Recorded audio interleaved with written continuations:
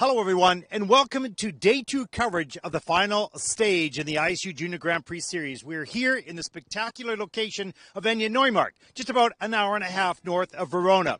We're surrounded by mountains, rivers, lakes, small communities filled with orchards and wineries, and, of course, warm and friendly people. I'm your host, Ted Barton. My colleague, Mark Hanreddy, will be joining us from his home in Nottingham. Well, we have two events today, and we start with the women's short program. 44 entries from 37 nations. 4 skaters within reach of the Junior Grand Prix final in Torino. Hana Yoshiba and Mona Chiba, both from Japan, and Soho Lee of the United States, and Chae-young Kim of Korea. The pressure will be on, and then there are those at home currently in the top 6, and all they can do is watch and wonder. So let's get started. The women's short program begins right now.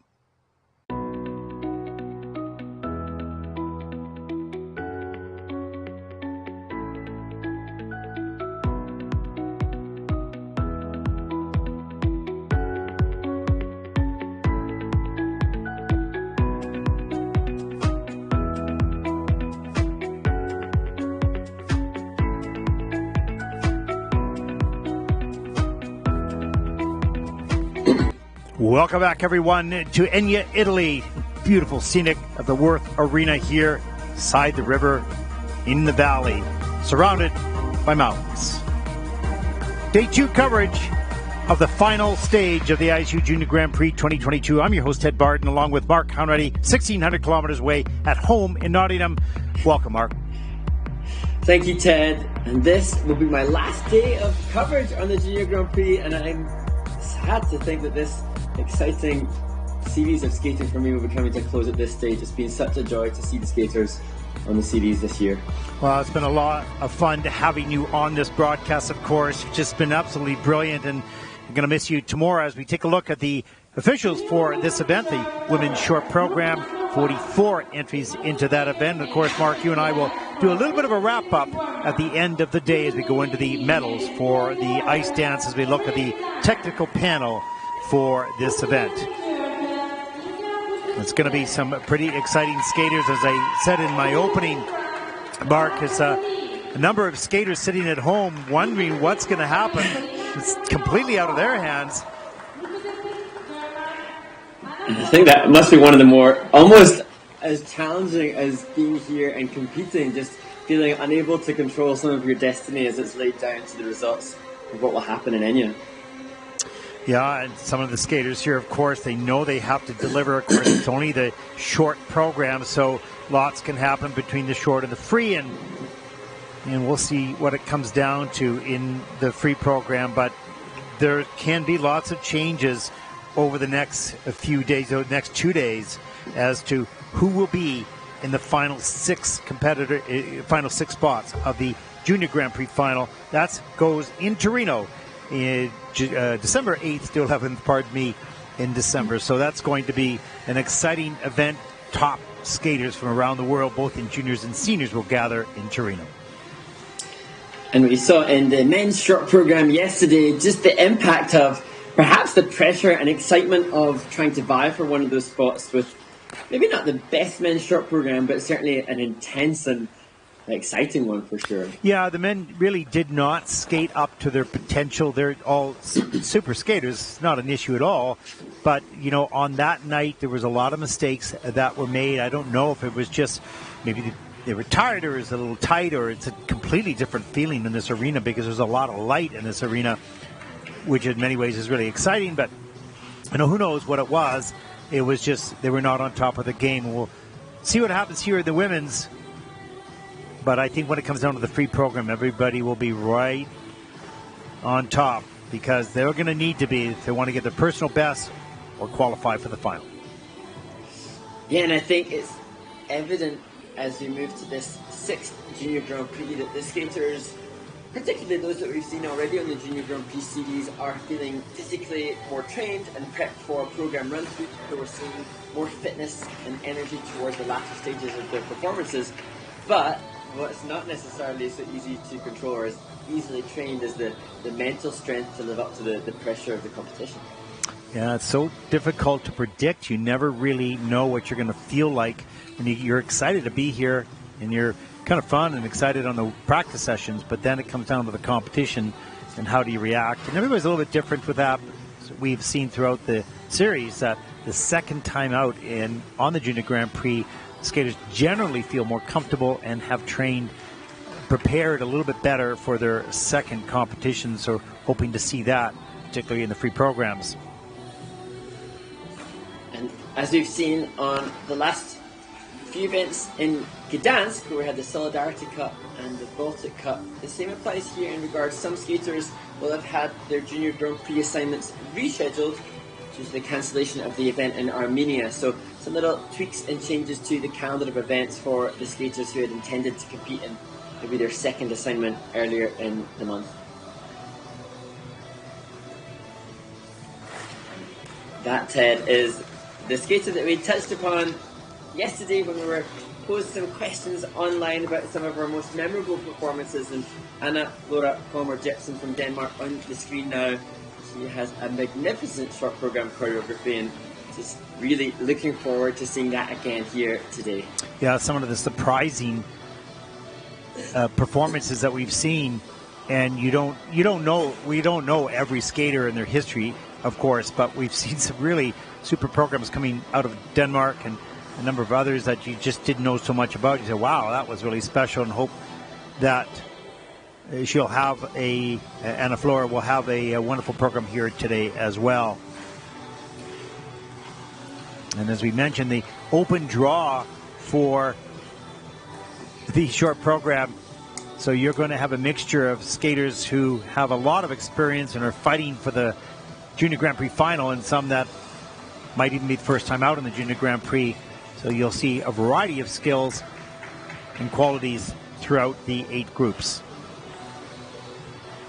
And that said, Ted, despite the random draw, it looks like this first warm-up group is a really strong one, as you see the other American skaters here to support. The American men were successful in the men's short program with Luca Broussard, who is center of the screen now. He's the lead and leader after the short program in the men's event.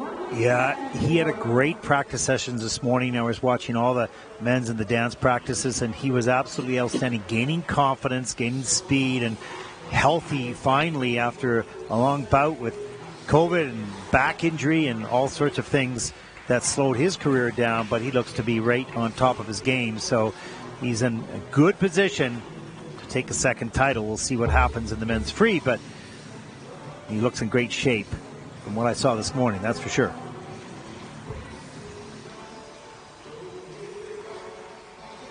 And different skaters have different approaches to the warm-up. You can see Inga Guganitsa from Georgia just repeatedly working her turbulence.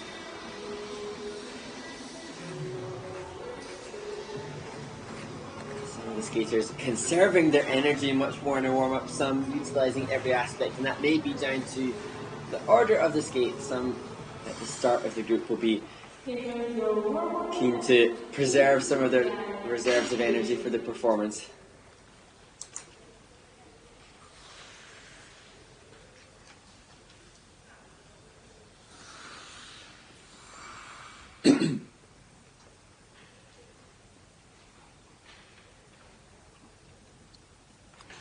Well, here we go. Skater number 1 of 44 comes from America.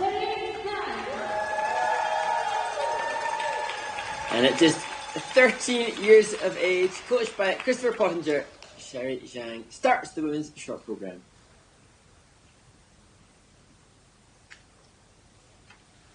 We'll skate the short to I Dream to Dream.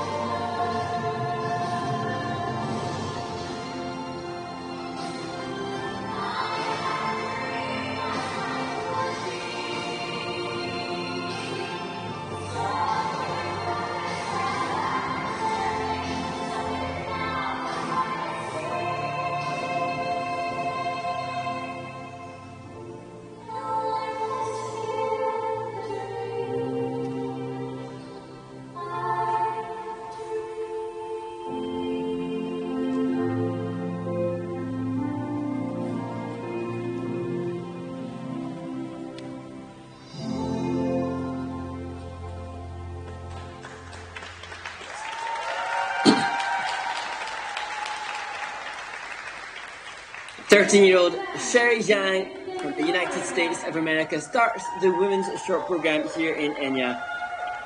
Well, what a great way to begin this event. Some beautiful skating. Little problem on the double axel. A little over rotation and a little stumble going into the layback spin, but other than that, it was really nicely done. And coming out of the layback spin as well, I think there was a little bit of an issue, but overall, beautiful qualities as we take a look at some of the elements. And I really appreciated, Ted, the speed into that double axel. The triple loops, double toe looked easy. The triple loop was beautiful, nice and soft knees and turn, a little skid move there as well on the landing. Let's see what happens with the double axel. A little bit of a slip on the takeoff edge, just has to put the foot down to not fall down, and then right into the layback spin here. That's in a level 3, missing one feature off of this element.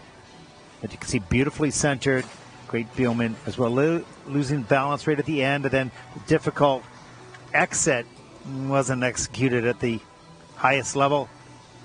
And there's the back end of the change combination spin in level 4.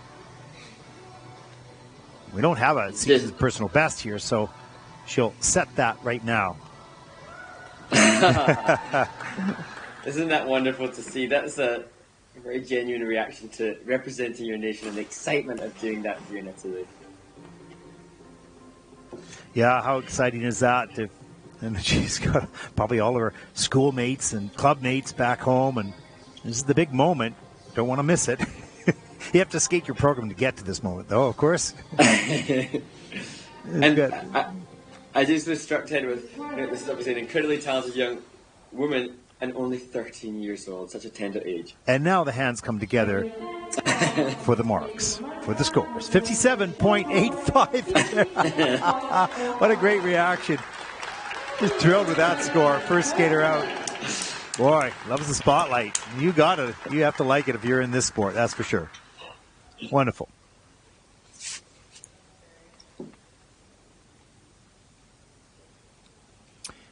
And there's the crowd for the next skater from Georgia. And this young woman, another 13-year-old, she already has 9 points on the Junior Grand Prix standings thanks to her 4th place in Riga. Inga Gorganitsa. 58.80 personal best, will skate the short to Sweet Dreams Are Made of This.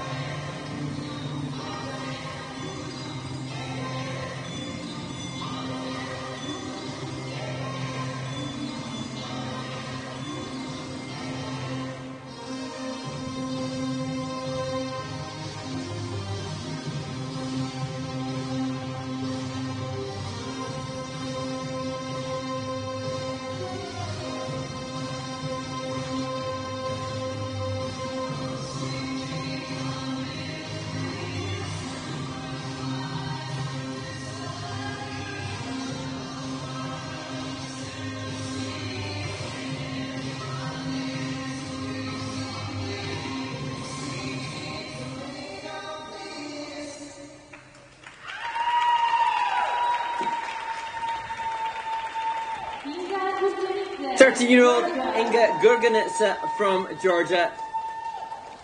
Well, full of energy, really good technique as well. That was a solid short program with a big smile coming off the ice, barely over top of the boards. Just a young 13-year-old. Here's the double axel. Look at the speed into and out of that jump.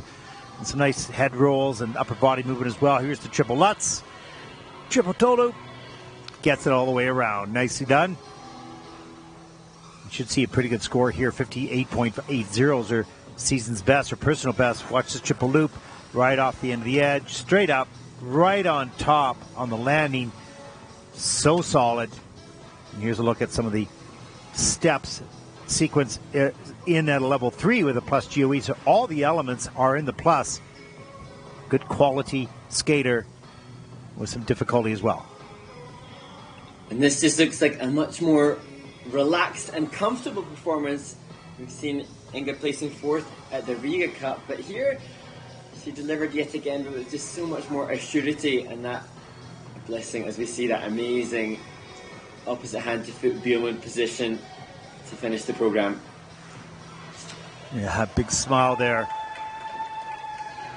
Really very solid skating. You're going to see a good score here. As I mentioned, 58.80 should top that score right now, which will put her in a nice position, I would think, at the end of 44 skaters. We'll have to wait and see, of course. And Inga potentially in line for consideration for the final.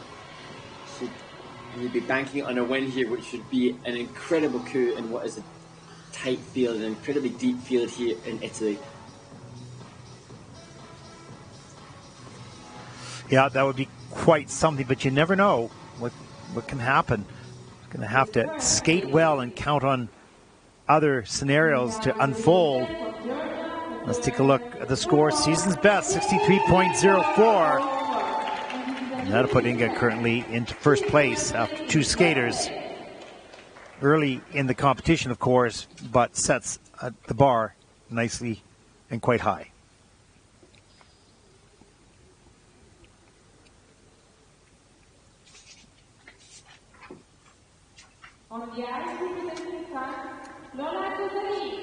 The final words of encouragement from coach Malika Tahir for 15-year-old Lola Ghazali from France.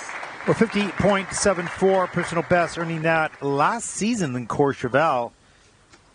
Second Junior Grand Prix and second event, 12th in Courchevel, the week 1 this season. But her top score comes from last season. She'll skate the short program to Voila by Barbara Pravi.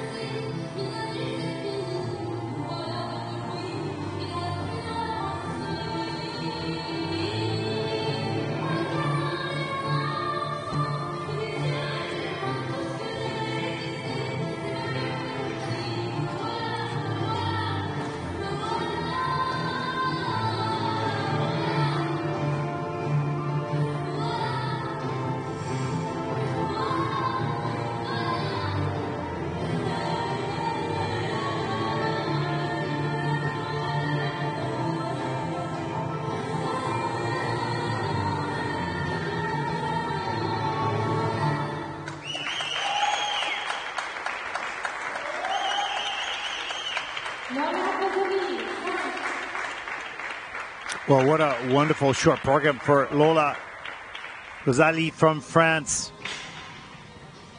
Powerful skater, great ice coverage, and some really nice elements as well. Let's take a look. Here's the triple Lutz. Double toe loop, nice and clean. No problem there with a plus GOE of 1.18, so that's awesome. Here's the triple loop. Soft knee bends on the way in and the way out. A little Bauer on the landing edge there, right into the flying camel spin. This is also in at level 4. You see great flexibility there. Change of edge, forward inside. And there we go. And here's a look at the double axel. Watch the soft. Look at how low she is on the takeoff knee. And then a little wally on the landing edge, which was just beautiful. Wonderful qualities of skating skills. Soft knees, powerful. Gets really good air. Watch once again, down, way up, soft knees on the landing, and watch little Wally right there jump on the landing. Beautiful. And right into the final spin. And nice GOEs all the way through the elements. Personal best is a 50.74 and season's best this year, so it's only been a 46.27. You'll see that score completely destroyed here in this very fine program by Lola. And some really nice qualities overall as she continues to grow. She's going to connect with the music a little bit, although that was a really good piece of music for her to start out this season. And big smiles all the way. Nothing like coming off the ice having skated your best and what you had planned to do. So, beautiful job. And we'll take a look at the scores in a moment.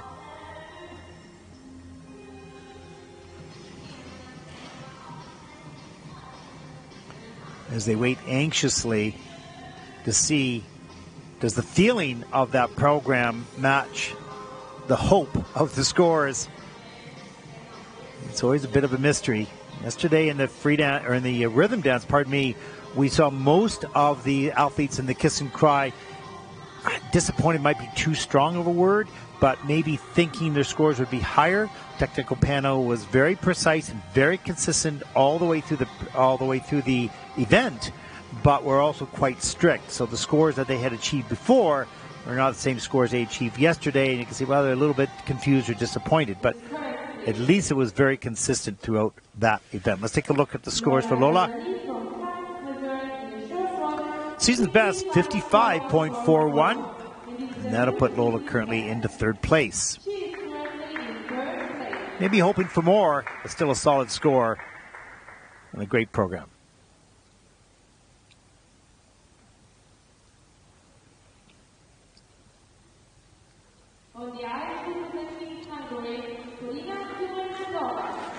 Well, Paulina, just 13 years old, first Junior Grand Prix season, second event, 12th at the Solidarity Cup. This is a very, very highly skilled young skater, still in the development stages, 56.58. We'll skate to Adios Nanino.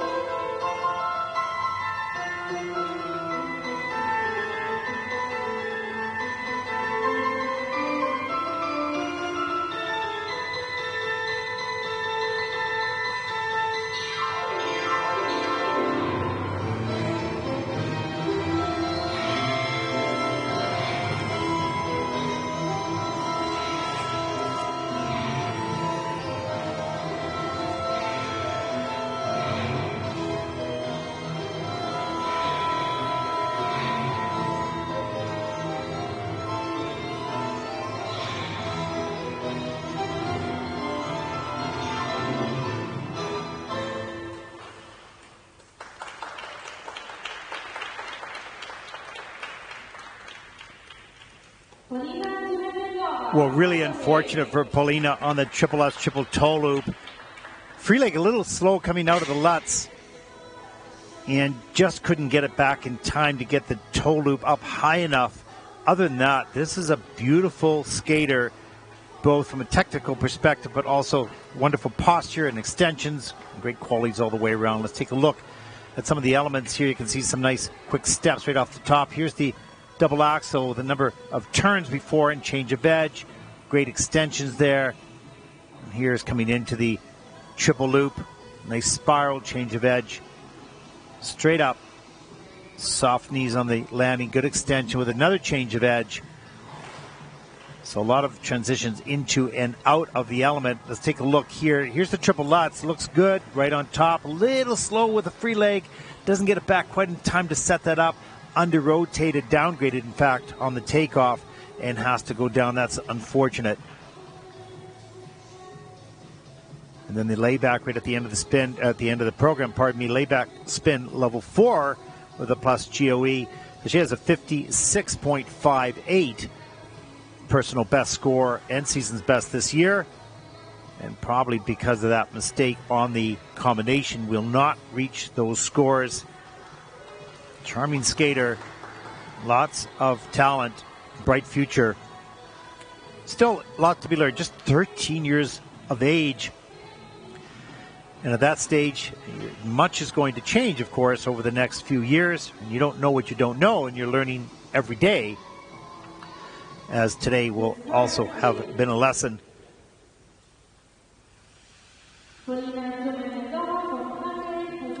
Well, 51.40 for Paulina, and that will put her currently into 4th place. Certainly a little less than what she's capable of, but a bright future.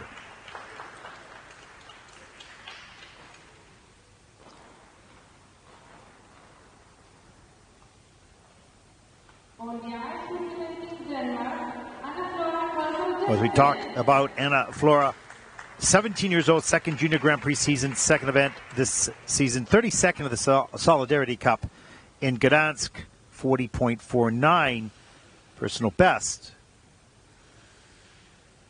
She'll skate to cry your heart out.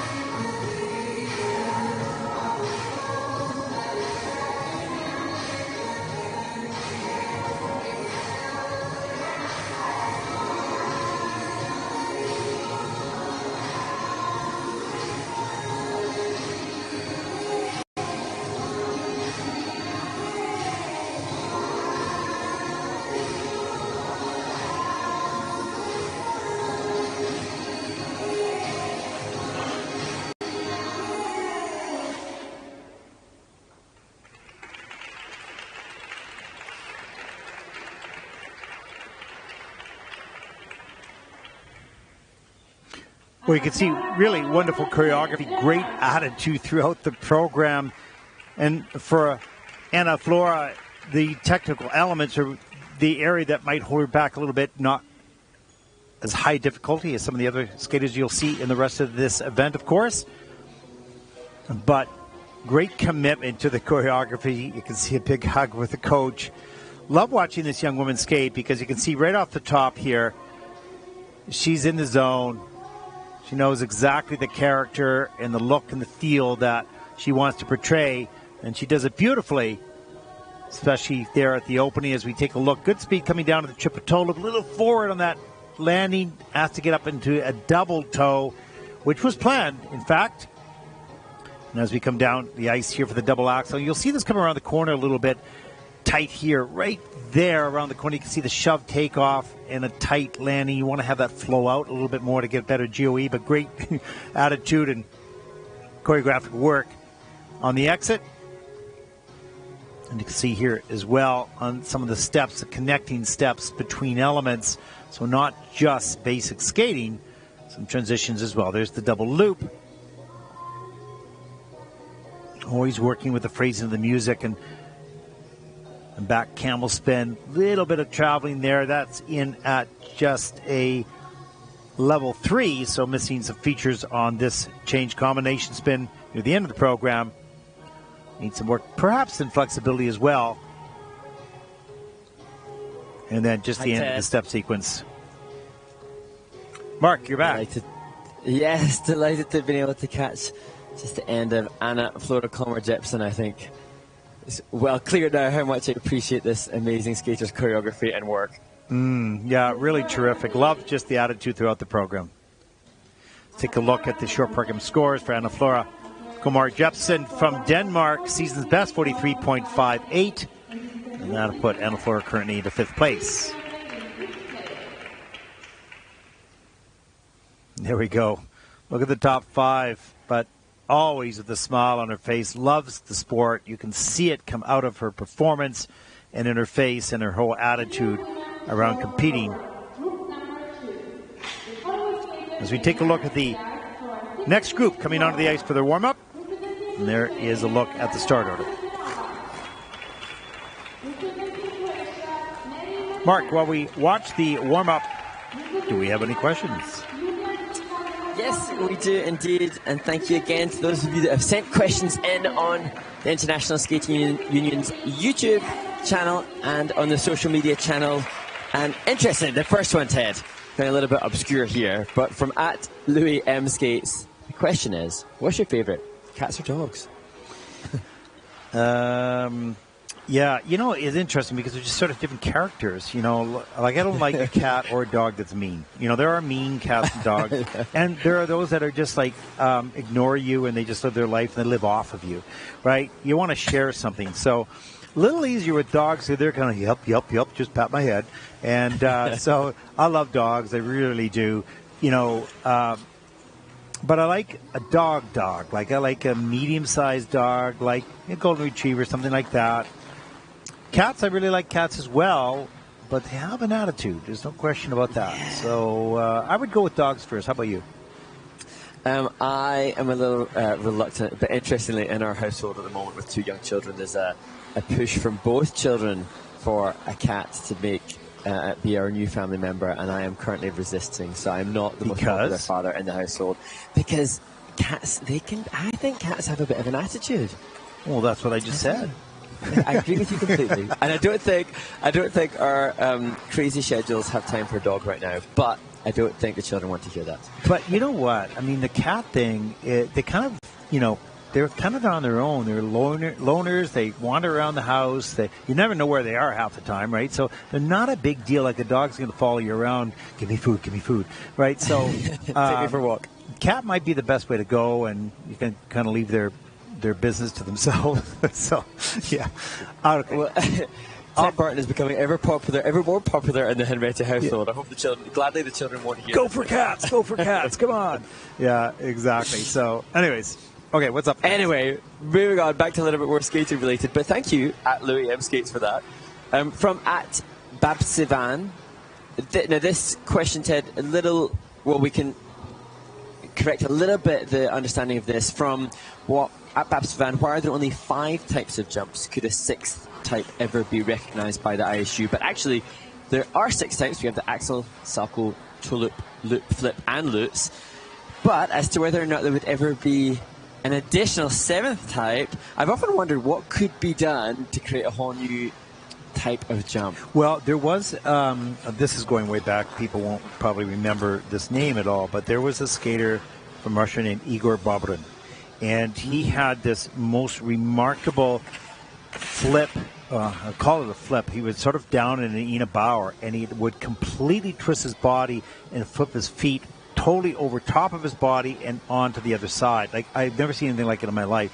It was incredible. Something like that might be part of a repertoire. It may not. I don't know. I mean, listen, these athletes have pushed the sport, changed the sport in so many different ways. And when we just think that, okay, no one will ever do a quad, then all of a sudden a bunch of people do quads. Okay, no one will ever do the triple axel or quad axel. Well, somebody's doing a quad axel. So you sort of learn to never say never. And, you know, somebody will come up with something that might make sense. And because the system is such a way that they can adapt it and adjust it quickly, you know what? I wouldn't close the door on the jump repertoire being expanded.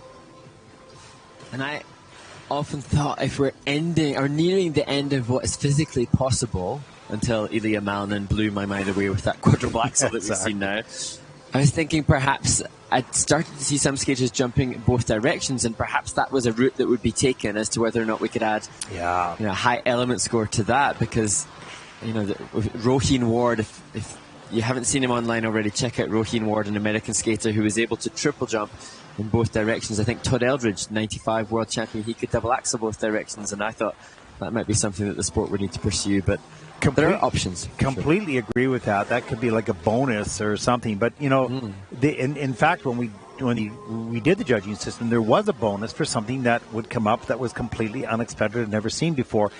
I don't know that it was ever used. I don't think it was used. Maybe it was used once, I'm not sure, and I can't remember exactly where. But that bonus button allowed the technical panel to have seen something that had never been seen before, to reward that.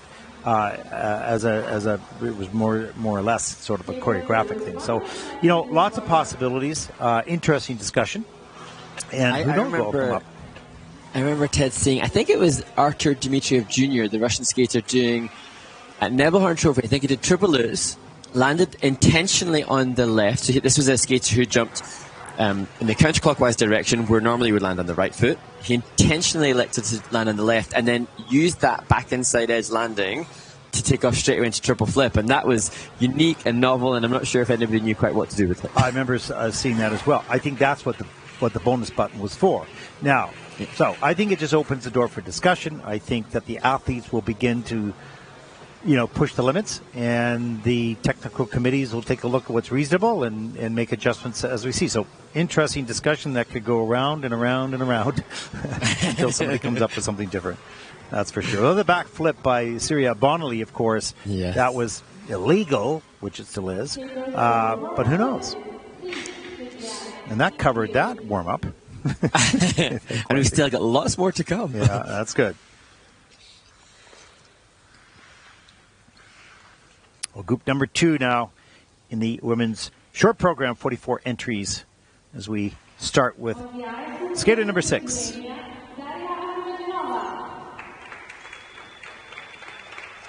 And this next skater, in her second junior Grand Prix of the season, having competed last week at the Baltic Cup, Daria Afanaganeva from Lithuania. Yeah, 14th last week with a 50.20 in the short program, skating to Gypsy Dance from Don Quixote.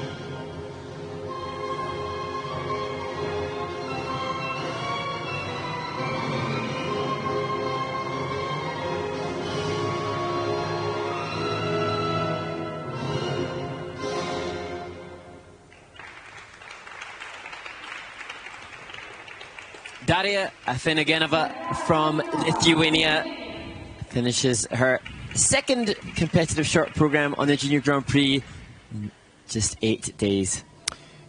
You know, Mark, I love that piece of music, but I was wanting her to go faster to it. And I don't mean faster necessarily across the ice, although, yeah, you could do that as well, but little quicker movements. Because it's a fast piece. It's accelerating all the way through the program, and it was a little bit of the same speed. Here's the double axel, really nice. Beautiful, strong back, wonderful posture, great stretch and free leg.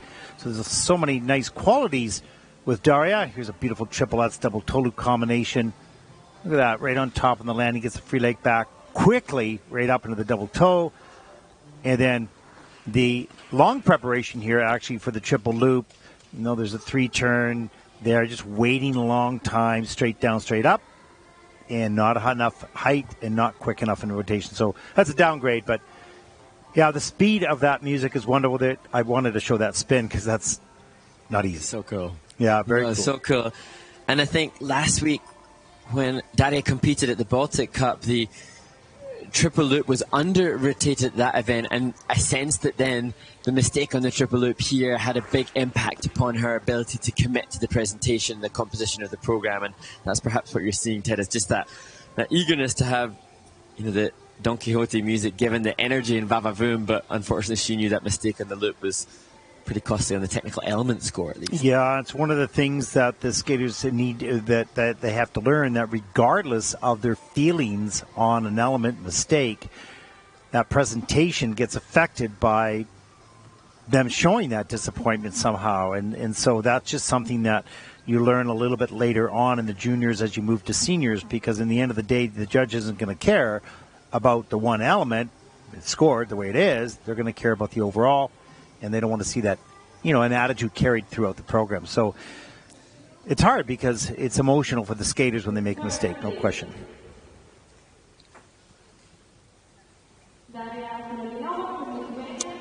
Short program scores for Daria 47.16, and that will put her currently into 5th place.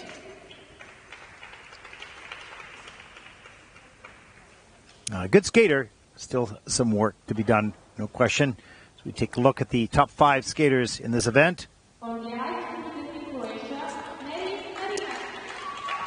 the next skater, one of the few competitors competing in their first Junior Grand Prix of this year, Mary Maranak, the 14-year-old from Zagreb in Croatia. Yeah, first event this season, 40.23 personal best last season in Gdansk in 2021, skating to a man's world.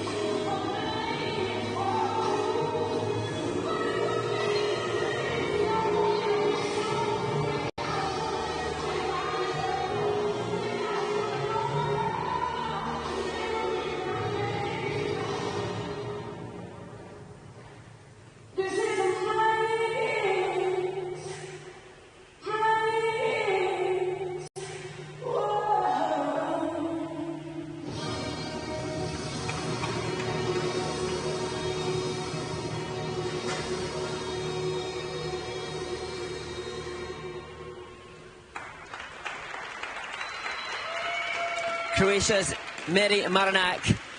You can see her reaction will, I'm sure, be as a result of a fall on the triple salto. Yeah, but also that combination spin at the end of the program just sort of lost the balance, got a little bit slow. Beautiful sit spin, although just at level 3 right now, earlier in the program, and I did take that as a replay. Interesting position. As we see here, the triple loop started out terrific. Nice, beautiful triple loop jump, soft landings, straight in the air. The double axel snaps that free leg up, lifts her off the takeoff edge. Beautiful. And watch his position here. That arm comes between the legs, then the forward outside edge. Just like, wow, a lot going on there. And this, unfortunately, triple salto, which you can do it and anytime. It's slow going up in the air and quite open as well, so not tight in rotation, and under rotated, then had to go down, so a loss there. And I just thought, having not seen Mary compete on the Junior Grand Prix this series, we have to assume that she'll have been watching all of the Junior Grand Prix that have happened this year and being excited and full of anticipation for her opportunity to perform. And I thought as she started the program, that loop at the beginning of the program was gorgeous, such good jump height. And then just a shame later on the mistake in the salto. And that, Ted, is the coach, Eva Martinek. And last week in Gdansk, I was trying to think, who's this coach? We see her so often in the Kiss and Cry, and she's producing all these great skaters. And I'm not as familiar with her work, but repeatedly we've seen her on the Junior Grand Prix with such good examples of her tuition. Yes, absolutely. Yeah, consistency, that's for sure. And that's what makes good coaches. They know how to teach the basics and how to bring a young person as they grow up, continue to have them improve on difficult skills. And the art of teaching the jumper a spin and the science of that, that's one thing, and that's information that's all out there for people. But to navigate the growth both physically and psychologically of a young person at the same time you're trying to teach that, now that's complicated. Let's take a look at the short program scores for Meri Maranek from Croatia, 40.55. That'll put Mary currently into 7th place. Now, great to see her on the Junior Grand Prix here in Egna.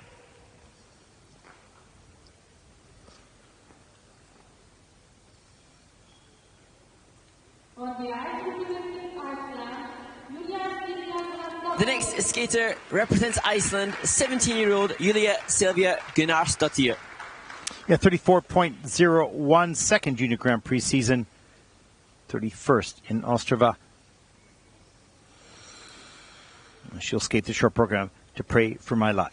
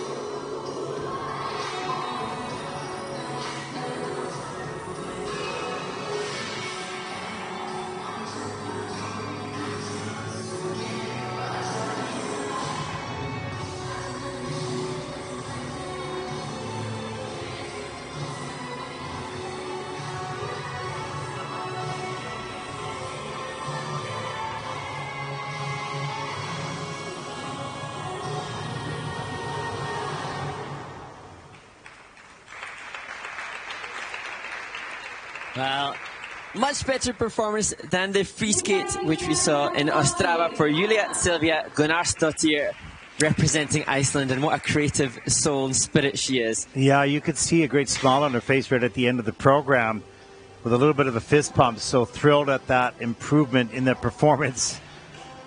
And you can see right here, taking the choreography at the top of the program seriously. You can see the focus in the eyes, the intensity as we enter here in the triple salchow. Nice all the way around, a little forward on the landing, gets a slow double toe loop done with a turn. And then here's the double axel. This did not lift up high enough and a little bit too far back on the heel, so it has to take the fall on that. Double loop, no problem, of course. And we've mentioned before, Ted, obviously the great joy is to be able to see different skaters from different nations. And Julia Silvia, she lists dancing and music, and I know that on her social media she's a guitarist. She's obviously a very creative type, even down to the different eye makeup that she's got this time. There's somebody who's invested in the creative pursuit of their figure skating, and she struggled so much with the technical elements in her free skate in Ostrava. So great that she can have a performance, albeit one big mistake in the double axel, but her performance is generally much more solid for her to be able to showcase what she is good at. Yeah, she loves the theater of it all, and I think that comes naturally to her.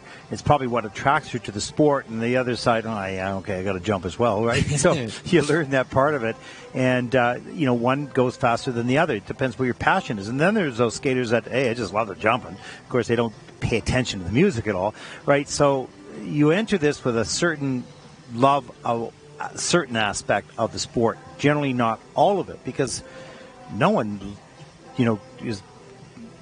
can do it all when they first start. They have to learn certain aspects, and they like some more than others. So we see that pattern, particularly in the juniors, because they are good at what they love first, and then they have to learn the rest. So let's take a look. Short program scores for Julia Silvia, season's best at 40.50. We'll shake of the head, and that'll put her currently to 8th place.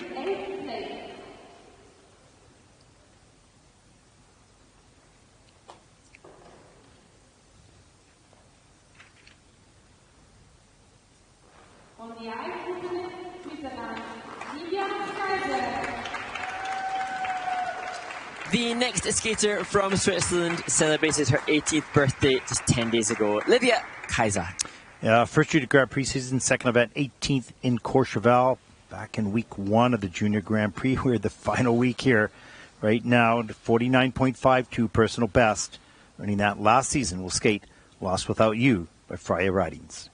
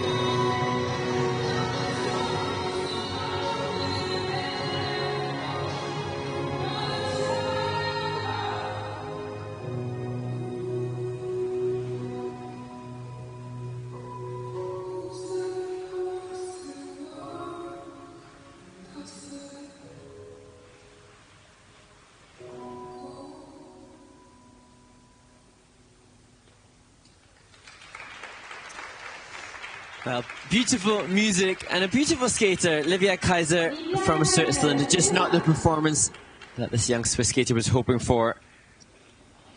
Yeah, we're going to show the double axel takeoff. It's just I want to show the audience the acceleration, just leaping up into the air, a little shaking on the landing. Too bad about the toe loop on the back end of the Lutz, because that was done. That was there.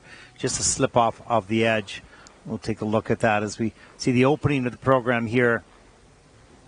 And let's watch. There's the first triple toe loop. There's the second one. It's got it. No. And then down just a little bit too far forward. Sorry, it's a triple toe, not a Lutz. Double axel. Watch this acceleration right here. Leaps forward. Oh, huge. Really big. A little bit too far forward on the landing, but really a nice takeoff. And again, a little forward on the triple loop as well, Mark. Yeah, it just looks like I can almost feel how her legs felt. Those competition legs, which are just a little bit jittery, a little bit nervous, and not able to sink into the knee bend on the landing to secure the back outside edge. Just a little bit up in the knees, which is so common when you're under competition stress and pressure. Yeah, never quite the comfortable zone, the comfy zone where you just don't have to think about it. You're an automatic pilot.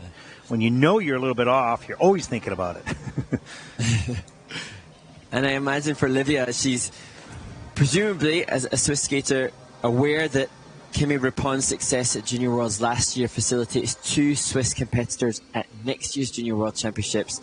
And Livia will be trying to secure her place as one of those Swiss skaters at that prestigious stage. And so these Junior Grand Prix, they do have kind of double importance for the skaters because of the implications it has in their home federation as well. And you can just see now, I'm talking about jittery, nervous legs, but you can see the strapping there on Livia's knee suggests that maybe she's nursing some sort of injury there as well. Yeah, you don't know what goes on in the athletes. Some of them may be oblivious to June that far down the year, and some of them are totally aware of it. So let's take a look at Livia's short program score, 44.78, and that'll put Livia currently into 6th place.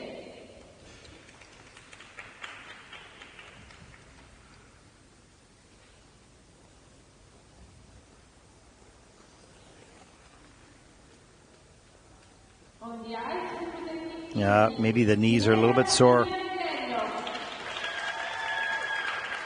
As we look to another skater who competed last week. This is the first representative from Italy in the women's short program, Ginevra Lavinia Negrello. Yeah, 18th at the Baltic Cup last week in Gdansk, 59.55, personal best of the World Team Trophy in 2021. Skating to a popular piece of Adios Nonino by Astor Piazzolla.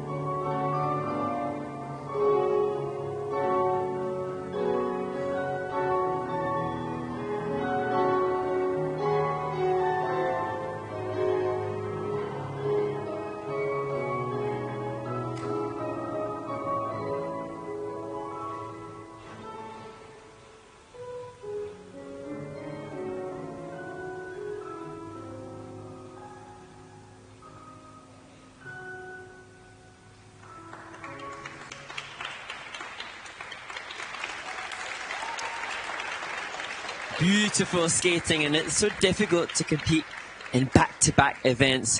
But Ginevra Lavinia Negrello from Italy has totally turned around from last week, choosing to do the easier jump combination. But I think on this occasion, a very smart tactical decision from she and her coaches.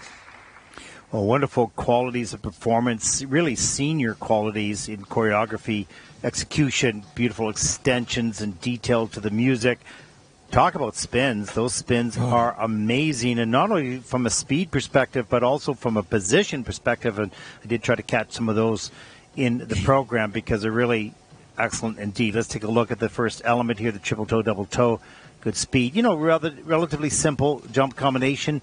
Gets it done off the top of the program. It's nicely done. As we come up to the double axels, some brackets, stepping right up. No problem as well. Good flow. Look at the extension on the landings. And here we go. And this is amazing. Incredible flexibility, but perfectly centered on one spot. And so nice as we enter up into the triple loop. Gets that done right into the spin. But look at the camel spin. Beautiful position, forward outside edge now. And those spins are all at level 4 with nice plus GOE, so great quality scores. Will serve her well.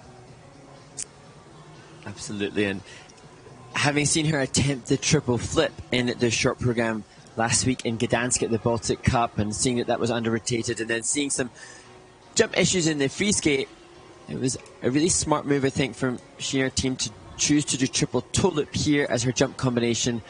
As you say, less value, but then that success there paved the way for us to enjoy the beautiful spins and a bit more commitment in the rest of the components as well. Yeah, and when she can add just the difficult element at the top of the program, that's all. It's a matter of a second or so, 2 seconds. Then all of a sudden that program's difficulty goes way up quickly, plus phenomenal qualities. And she's got nice PC scores here, 59.55, her season's best. 50 is her season's best, pardon me, with a 56.56. That is her season's best, and that'll put her currently into 3rd place. And there's a look at your top 5 skaters after the first 2 groups here in Egna, day 2 of competition. And Mark, this is your last day of preparing the audience for the movies. What's up? So movie time, and first we look to the World Ice Skating Day trailer. Beautiful footage of the event, which will take place on the 4th of December later this year to celebrate our great sport.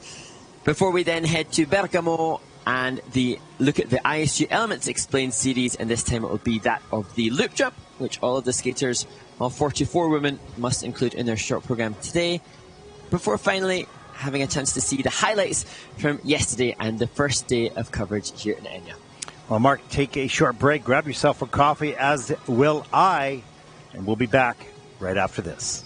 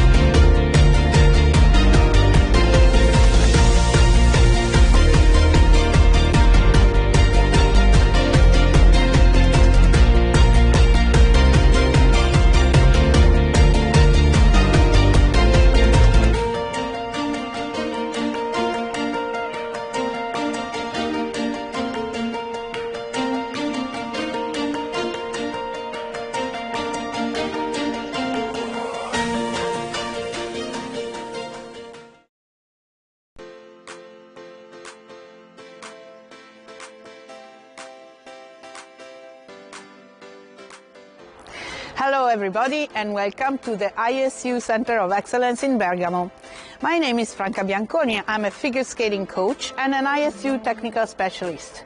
Today's topic will be the loop jump, which can be single, double or triple. In any case, it's a very, very interesting jump and basic jump for figure skaters.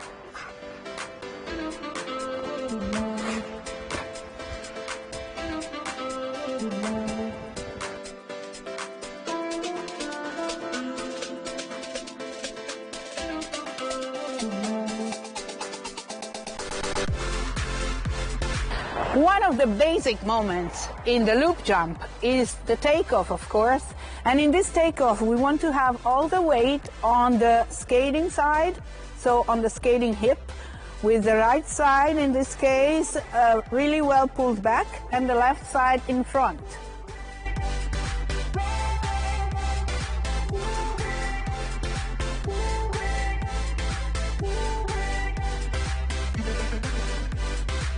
So once we are very good with the alignment on a good outside edge and the weight on the right side, on the skating side, we want to bend, of course, and then stretch for the takeoff. And when we take off, positions of the legs, movement of the legs is important. The right leg is pressed down while the left leg is coming up in an H position. So this is very important to hold this H position.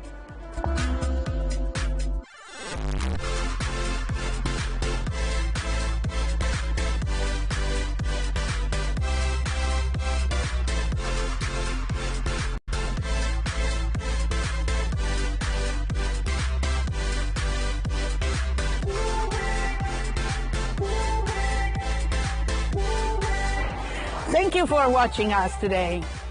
If you liked the video, please leave us some comments, and till the next time, ciao!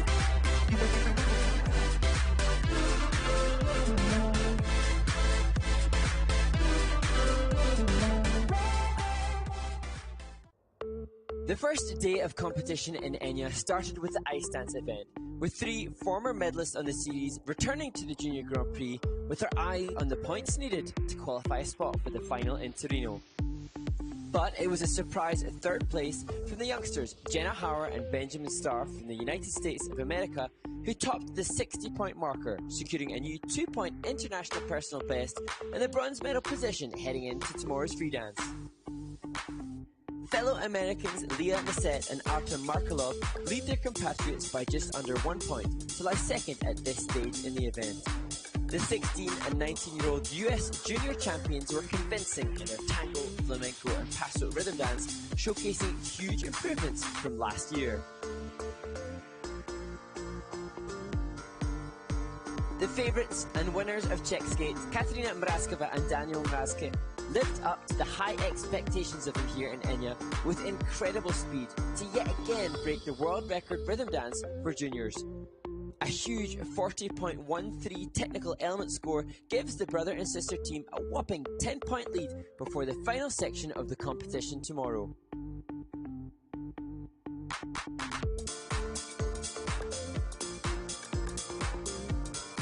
Two Americans find themselves in podium place positions after the short program, with Daniel Martinov finishing in 3rd place thanks to a beautiful triple axel which successfully started his campaign here in Italy.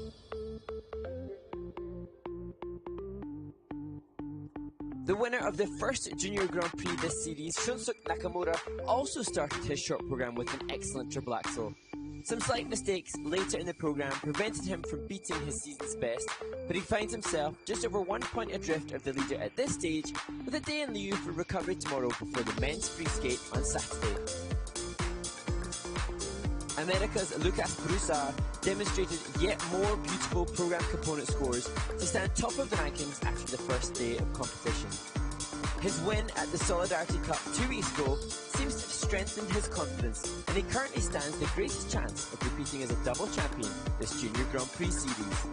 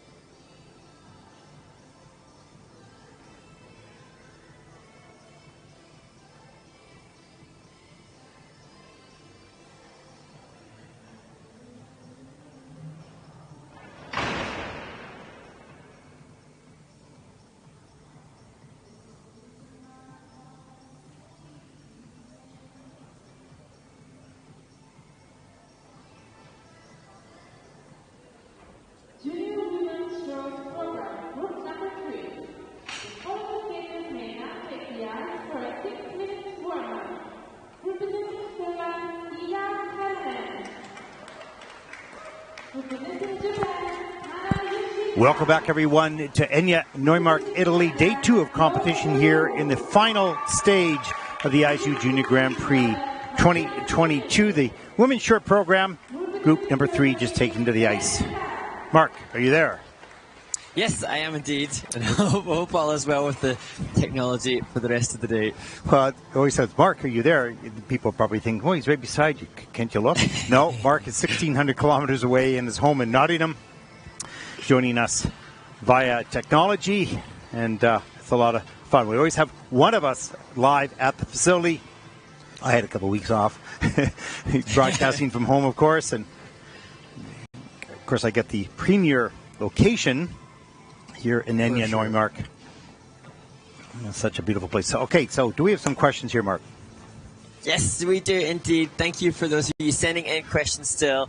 And one of the questions, again from @Babsivan, which is a really good one, is who is responsible for the score box and how do they know the grade of execution so quickly? So for those that don't know, That's good, yeah, go ahead. Top left-hand corner of your screen, and some fans did ask this, Ted, on the first event in Courchevel, and I'm sure most now are a bit more familiar with what happens on the top left-hand screen, top left-hand corner of the screen, whereby a list of boxes which represent the elements of the skater's performance. So in the short program for the women in the junior event, 7 elements, and the little boxes will turn either green, grey or red, and that's an indication as to the grade of execution. And if they're positively reviewed by the judges, they turn green. If they're base, where the judges think this is 0 in base value, then it stays grey. And then if it goes into the minuses where mistakes have been made, that little box turns red. And the repercussions of that are a change on the technical element score. Yeah, and you can see the current leader in the technical score versus the current skater, so you can compare as well as the program goes along. So, and that's generated by Swiss Timing, the providers of all the scoring systems, and that is then provided to the television production, which goes up into the screen. So it's quite a process, but it's certainly nice to have. Next up. Oh, sorry. Next question. Oh, sorry. Next question. Oh, that's a good one. Has anyone ever done a Billy Elliot skate in the junior men's division? Yeah, I'm not sure. Go ahead. I think I've seen it, but the Billy Elliot music. Oh gosh, now this is where for all that we try and do the best of our research, I'm not as well versed in research on the Billy Elliot musical score. But my understanding of it is that the music is like 70s, 80s music, so it's hard to showcase that in a competitive program to encapsulate the Billy Elliot storytelling with the music that's in the film. But I think it's been done. I'm pretty sure I've seen it once. Yeah, I haven't seen it often, funny enough, but I did see it early on once that first came out, but not recently, of course. Okay, what else you got for us? Next one from @CarlingTries, a bit of a ice dance question. Okay, then you answer. Okay, fair dues. How do you feel about the compulsory pattern being taken out of the senior rhythm dance? And that is something that we will see as we look ahead to the Senior Grand Prix, which will be starting just next week, Ted? Yes, next week. In Skate Canada. And in the ice dance category for seniors, there isn't a pattern dance, or previously known as a compulsory dance, included this season for the seniors in the rhythm dance. And that's a change. And I've heard lots of differing opinions upon the matter. For many die-hard ice dance fans, there is sadness that there isn't a compulsory or pattern dance being used, because that's something that skating fans of even a recreational standard can enjoy to attempt. But the ice dance technical committees have elected to do that just to open up different options choreographically for the seniors, and it's been, well, we'll see how it goes. We'll get to enjoy that on the Senior Grand Prix. But the question was, what do you think of it? You didn't give an answer. So, I think, well, I teach... Says the guy who's not also giving an answer, but go ahead. Sorry. I teach some adult skaters every now and again. I work with a wonderful 80-year-old woman, Maureen, and every Thursday we will run through compulsory dances, as she knows them, that she has been doing for decades upon decades. And so there's a part of me that thinks, oh, it's a shame that the connection that she has with ice dance isn't still linked to the seniors. So that makes me a little sad. However, having seen some seniors in the Challenger Series already, I think choreographically and creatively, because the skaters aren't forced to use steps that are already pre-designed by others, it does offer more opportunity for a bit more originality, and that's fun too. That's a very good answer, Prime Minister Hanratty. So, politician, well done. Maybe that's my next route. Yeah, could be, absolutely. We're in the final minute of the warm-up in group number 3 in the women's short program here in Egna, day 2 competition. I'm your host, Ted Bard, along with Mark Hanratty, joining us from Nottingham. And it's been a great Junior Grand Prix season. And we've explored the possibilities of technology and allowed us to be flexible from around the world. And it's just been such a joy to have Mark. I hate to pay a compliment to you online, but I will. To have Mark on board because I've done this now for 7 years. And I just realized when you were offline fixing your headset or whatever, I'm going, oh, this is hard by yourself. I had forgotten about that because you're cutting replays and you're talking. There's lots to do. But it's a lot of fun as well. We just love the juniors. And, Mark, you've done a wonderful job. So let's carry on now. Group number 3. Thank you, Ted. You definitely got the raw deal this week with all the video editing as well. Oh, that's okay. That's right. Enjoy it. So the next skater competing in group number 3, Lida Karhunen. And interestingly, Skating Finland gave her an award as Promising Skater of the Year. And that's something that some very reputable skaters like Laura Lepisto and Kira Korpi have received. So an indication of the talent of the next skater taking to the ice. Yeah, 14 years old, first Junior Grand Prix season, second event, 7th at the Solidarity Cup, 57.53 personal best in the short program. And we'll skate to Vivaldi's Winter.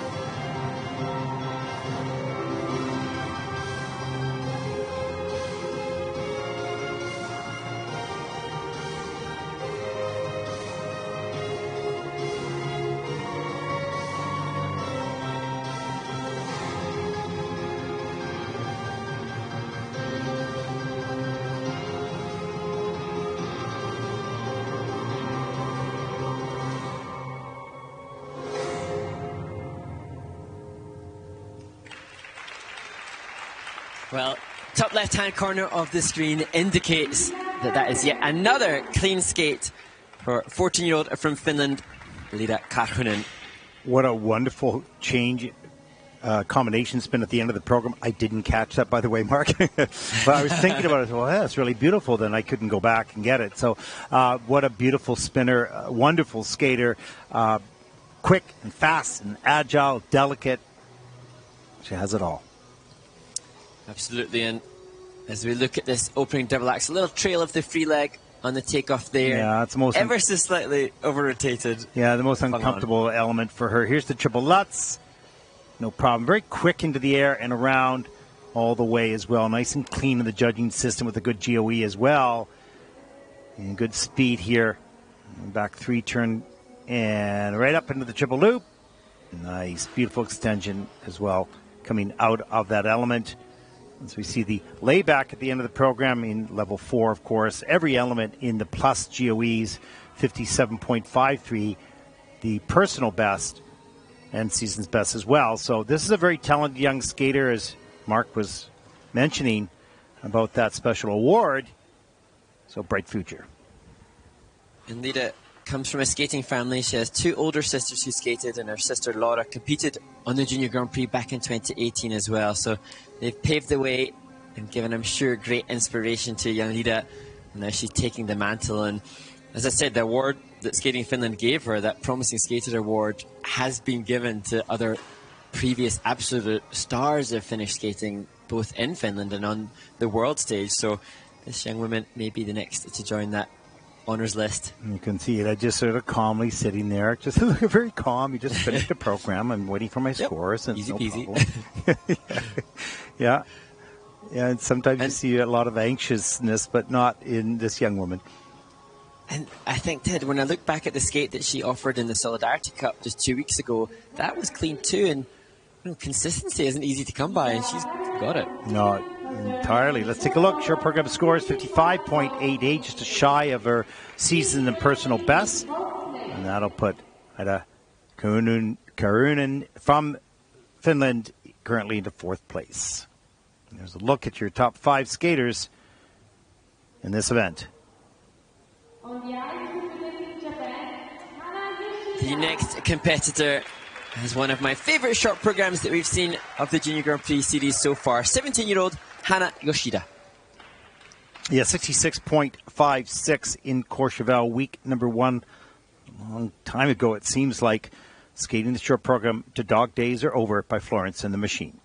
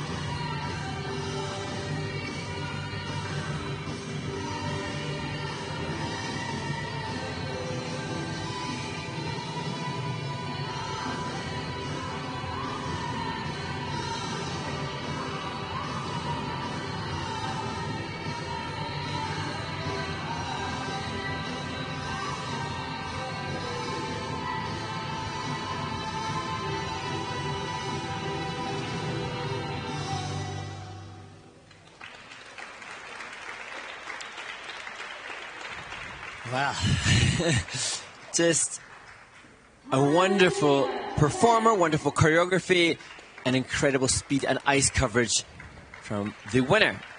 You know, the first Junior Grand Prix. It's so interesting. How do you get these young people, particularly, and not many of them do this at this level in juniors, to understand completely the attitude and joy that music brings to the sound in the arena, and how do you portray that in your movement? Okay, the choreography can be there, but how do you do that in person, your own personality? And this young woman completely captures that joy, if you will. And we're going to see in the step sequence, because I took two parts of it, one slower in the beginning, and then as we look at the triple, that's great save to get that free leg back into the triple toe loop. And then as she picks up speed, of course. So, and here's the triple loop. This was much better. Right on top. Good flow on the landing. And here's the step sequence you can see at the beginning here.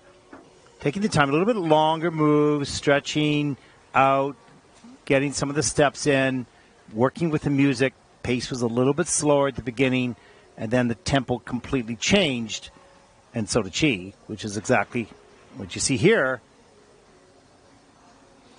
Charming. And the Florence and the Machine music really does lend itself so brilliantly to a short program. There's so many variations within that short piece to really be potentially great choreography. And Hannah has picked great music. She's got great choreography from Laurie Nickel, and then her ability to interpret it just seals the deal and what makes it a brilliant performance. One of the things, Ted, that I really liked is seeing that last combination spin. It doesn't look like Hannah has the same range of flexibility as the likes of Mal Shimada, but yet the speed and the grades of execution, the box ticking clarity of the way she has trained that to guarantee a good GOE, really evident. And when you mentioned Laurie Nichols' name, okay, not only great choreography, but she brought it out in the young woman to how to do it. She's a genius. Let's take a look at the short program scores for Hana Yoshida from Japan.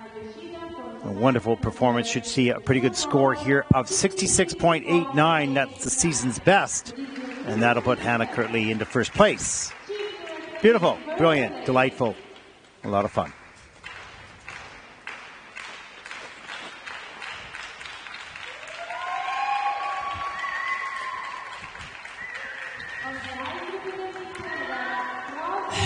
There's the Canadian team. Didn't hear them yesterday. Glad to see them back as they support the 15-year-old Rose Theroux. Coached by Marc-Andre Craig. Choreography by Joey Russell. First time out on the Junior Grand Prix. Skating to Summertime Sadness by Lana Del Rey.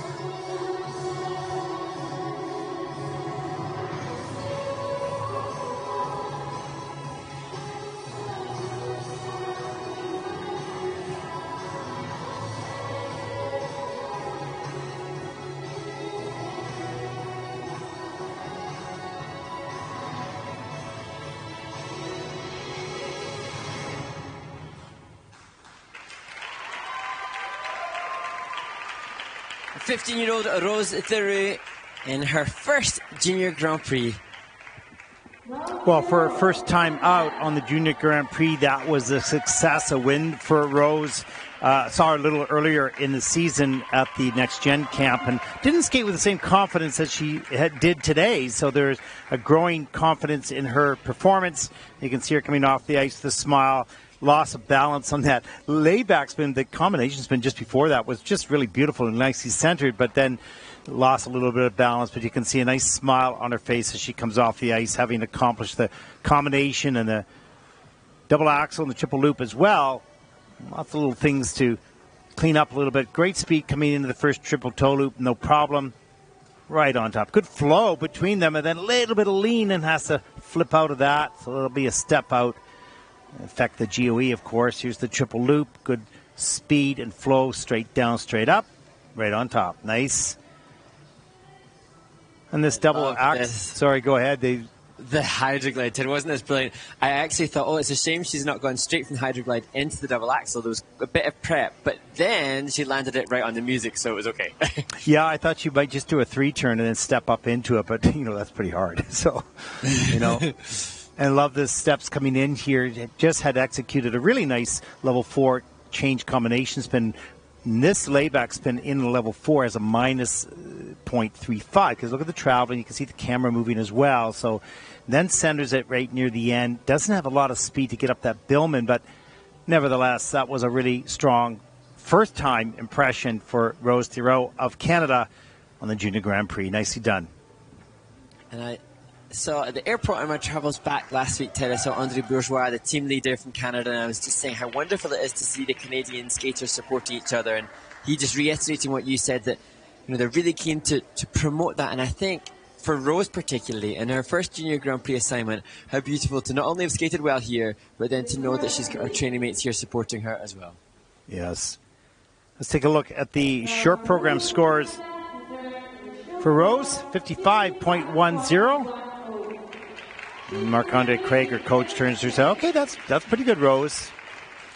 A nice outing. That'll put her currently into 7th place. Good start on the Junior Grand Prix. Hopefully some more confidence gained in getting ready for the free program tomorrow.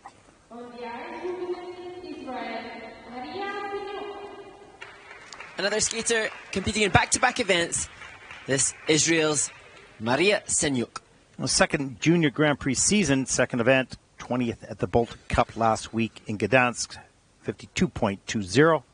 We'll look to improve on that right now.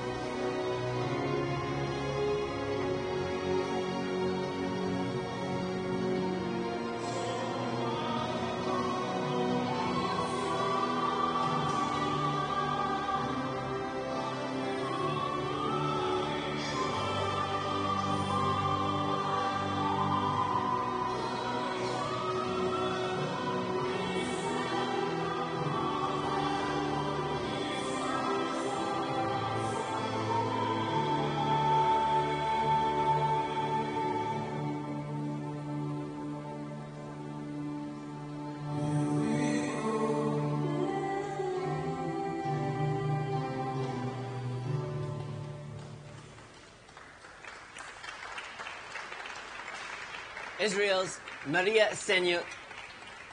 She delivered a clean short program in Gdansk in Poland last week. And now here, despite a little mistake on the double axel, again, relatively clean. And it's so impressive, Ted, that these young women who have travelled away from home, across Europe from Poland to Italy, different locations, different environments, and still managing to perform under the pressure of this occasion. Well, they get comfortable in an arena. An arena is an arena no matter where in the world. It can be different environments a little bit here as we look at the triple flip. Reloads for the double toe loop, really nicely executed opening element. And when they see their friends and colleagues that they've met around the world, that's nice as well. Pretty long preparation here for this double axel, but leaps up into the air nicely, just a little bit bigger than I think she expected, had to do a turn out of it. And then into this flying entry, into the flying camel spin in the level 3. And then we see the setup for the triple loop. Again, pretty long entry in there. You want to, as time goes on, have some more transitional moves into that. But beautiful triple loop. Nice positive GOE as well, and the layback spin at the end of the program. But as I was saying, that the skaters get, really thrilling to get on the Junior Grand Prix and see some of your skaters that you've met before. And so they're kind of happy no matter which country they're in. They're just thrilled to be here. But it is a lot of work. These young people, they've got school to cope with as well, and training. It's a lot to cope.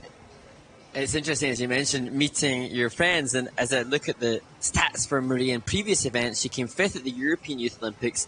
And we've seen that there are lots of others. There's a competitor who was 4th at European Youth Olympics in this same event. So lots of the same skaters on the same treadmill of competition. And yet it's so unique to such a small number of society. So I suppose that with that regard, they're sharing something very, very unique that they maybe don't have with people in their own home or their own training location. There aren't many that compete at this level, that's for sure. Yeah, that's for sure. It's pretty exciting. The friends and family at home are saying that how wonderful it is to get to travel the world. Season's best. For Maria Senyuk of Israel, 51.62, that'll put her currently into 8th place for the moment in the competition. Nice job. Just some of these athletes are skating really nice programs. The difference, of course, will be the degree of difficulty of the technical elements and then the quality in which they're performed as well. But everyone's skating pretty well here today so far in this event. And we hope the same for the 18-year-old from Turkey, Seren Karas. Yeah, first event this year, 38.48 from last season on the Junior Grand Prix. Will skate to It's a Man's World by Joss Stone.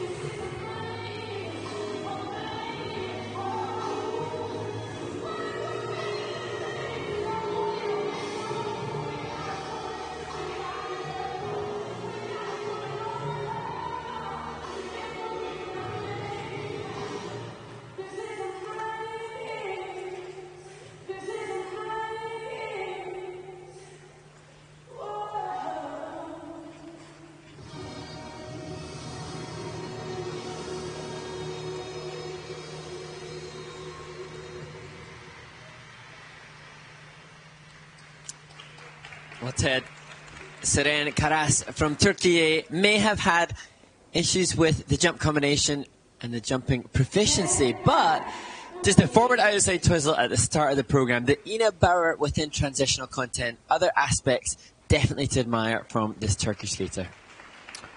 Yeah, and you can tell probably doesn't have the same opportunities, the same amount of ice time as other competitors, but strong skater, can feel the music, and you can see her just work some of the phrasing really nicely.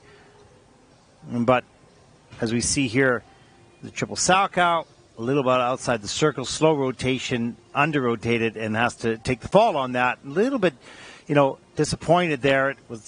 Took it a little bit to get back into the program. Watch the double axel coming out of the landing here right into the 3-turn end spread eagle.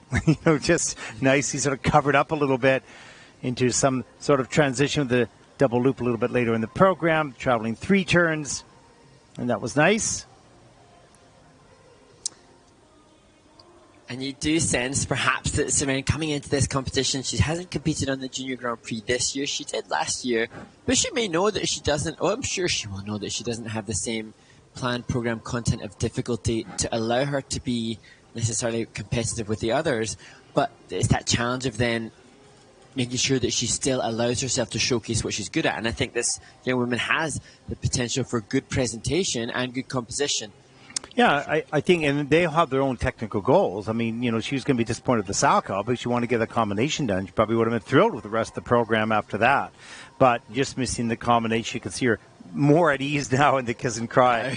Yeah, for sure, once that's done. And, it's such an emotional experience. You know that. You go out into your dancing on ice thing, and all of a sudden, you've trained this person, and then you make mistakes or something happens, you walk off. Your feeling of walking off on a poor performance first, of course, not your poor performance, maybe theirs, but, you're walking off on a poor performance versus your emotions of a great performance. They're completely different, and they're hard to ignore. They're just in you. That's just humanity. That's what it is. And so these young people feel all of that. And it's hard to, in the moment, maintain perspective, because it can be so intoxicatingly exhilarating when there is that brilliant performance that everybody chases after and hunts for. And equally, it can be seemingly soul-destroying when it's not good. It's hard to maintain that perspective. Absolutely. Let's take a look at the short program scores for Seren Karas from Turkey, 33 points, and that will put her currently in the 15th place.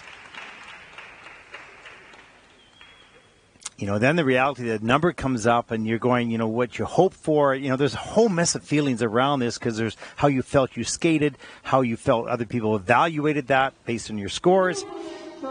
And so it's a bit of a roller coaster in a very short period of time. But it all settles down when you take the boots off, right? Yeah, there are very few things, I think, in life that quite cover the broad spectrum of emotions that these young athletes face when competing at the elite level. Yeah, absolutely. As we watch the 4th group take to the ice for their warm-up, and I'm going to search really hard, Mark, for the link to Dancing on Ice, because I want to see my colleague and his glory on the ice competing, because I can't imagine what that would be like as well. I mean, a completely different experience than this, of course, but still, a lot of fun.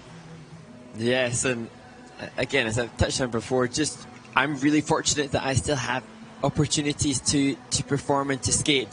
Completely different remit than the technical difficulties of these skaters, but still exciting for them to know that whilst they're in the midst of such athletic demands and physical pursuits, that there are so many fun and exciting performance and professional skating opportunities available for this caliber of athlete beyond their competitive days. And with the pandemic now abated, we're seeing the return of lots more ice skating shows around the globe, and it may be the case that some of these athletes will choose to pursue a performance career afterwards, which I can endorse. Yeah, no, it's certainly a lot of fun. I was in the show for 4 years, so I really enjoyed that as well. And not as many as there were in the 90s, perhaps, but there's enough around that if you want to participate in that, and there's lots of shows on boats, on the big ships, of course, as well. So, any more questions there, Mark?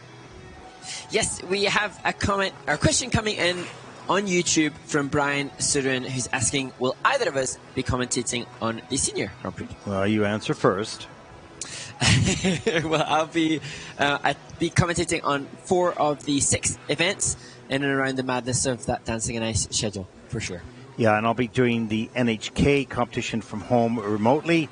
And I believe, I'm not sure yet, Chris Horworth, or one of the other commentators, will be handling one of the other events as well. So, yeah, but we won't be working together, unfortunately. And it is a lot harder on your own, as I'm about to witness tomorrow. Even though I have lots of experience, as you were off the air, I'm going, wow, this is busy. So you have to be patient, viewers. You have to be patient with me tomorrow. You know, just give me a little bit of a break to get into the feel back once again. With all that's going on, we cut the replays, of course. You know, we introduce the skaters, we analyze the program, get rid of the replays, and lots of things going on. Yeah, definitely. I think my experience, the Junior Grand Prix experience this year, no doubt about it. I'm reluctant to say anything too strong, but more fun to have a colleague to work with for sure. The Senior Grand Prix, though, different kind of animal, different kind of beast, and I think I'll definitely miss not only having you on site to work with, but also being on location. And I think it's just so much more enhanced when you are on site and able to see the practices. That said, I'm excited to acknowledge that I'll be on site for the MK John Wilson Trophy, the Senior Grand Prix. The ISU Senior Grand Prix will be coming to the UK this year, and fortunately I'll have a chance to be on location, and that'll be the first Senior Grand Prix that I've been able to attend. And did you see the announcement by the ISU the other day? The European Championships going to Sheffield? Oh, yes. Yes, 2026. Come on, I'm surprised that it took you 2 days to figure that one out. I should have acknowledged that sooner. Yes, you're right. Yeah, that's really exciting. And that will be, so there's a twin pad training facility that I work in, and just walk across the road, there's an arena which is used for performances, concerts, and hockey, and that will be the host of 2026 Europeans. It was the host of the 2012 European Championship, so it's exciting to see that it's returning to the UK, and also particularly exciting because that will be towards the end of this Olympic cycle, and that be the last ISU Championships alongside 4 continents before the big one, the Winter Olympic Games in Torino, Milano, which I'm sure some of these competitors that we see in this event will be eyeing towards. Well, it's great to see some events coming to Great Britain because, you know, they really haven't hosted a lot of events. Skating is there, but it's maybe not the priority sport in that country. But to have these events going there, that's going to help boost the popularity. Of course, your TV show helps boost the popularity as well. Well, yeah, the TV show there has undoubtedly enhanced popularity within rinks, but it's then capturing that and securing that into the competitive world and trying to encourage youngsters to then follow the long pursuit, the long journey towards this kind of caliber of competition, because for the majority of the skaters that we are enjoying on the Junior Grand Prix series, they will have been training for, I'd say the average skater here at this level of event will have been training for a minimum of 7 years, I think, to get to this standard. Yeah, it's a tough road, and you have to have an environment, and that's the challenge, of course, and many countries have different business models.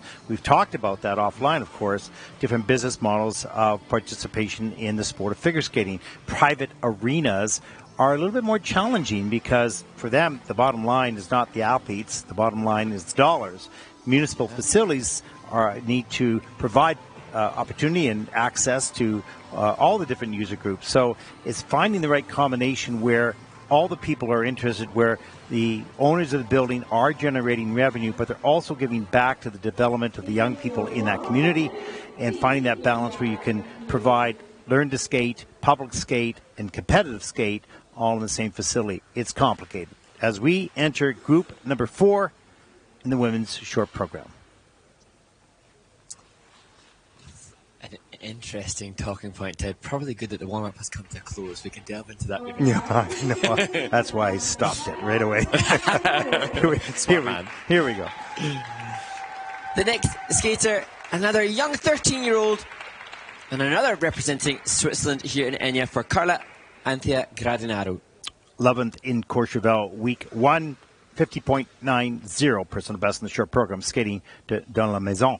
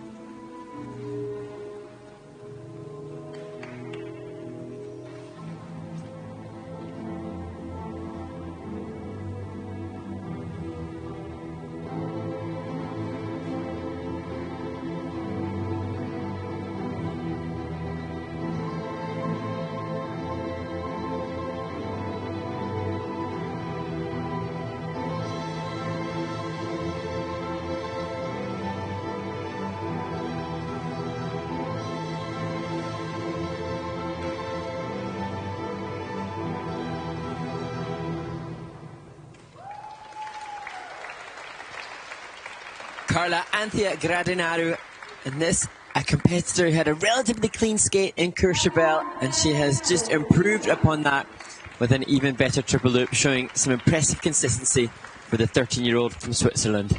Yeah, she might top her season's best score of 50.90 with that performance. Certainly a more clean and solid smile coming off the ice.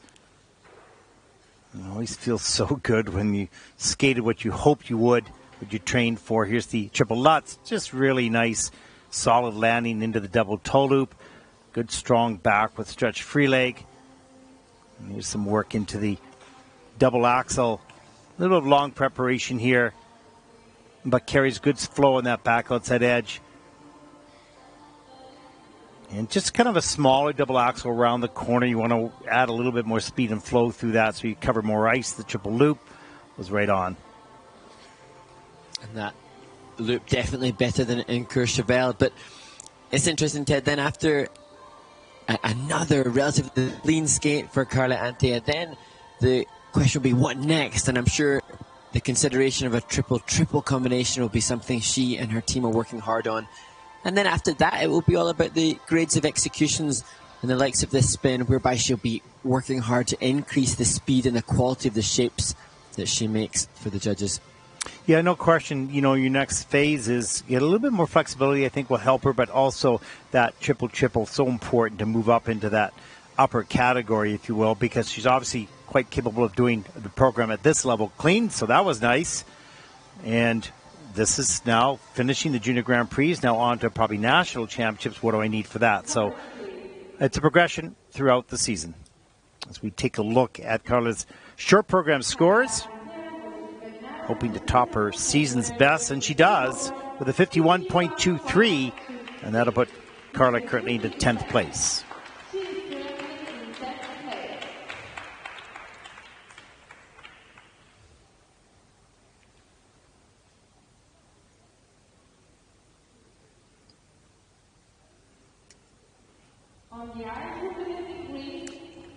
And the next competitor, born in Athens, 15-year-old Stella Macri. Yeah, 30.38 personal best, skating the short program to Tango do Amor from the Addams Family soundtrack.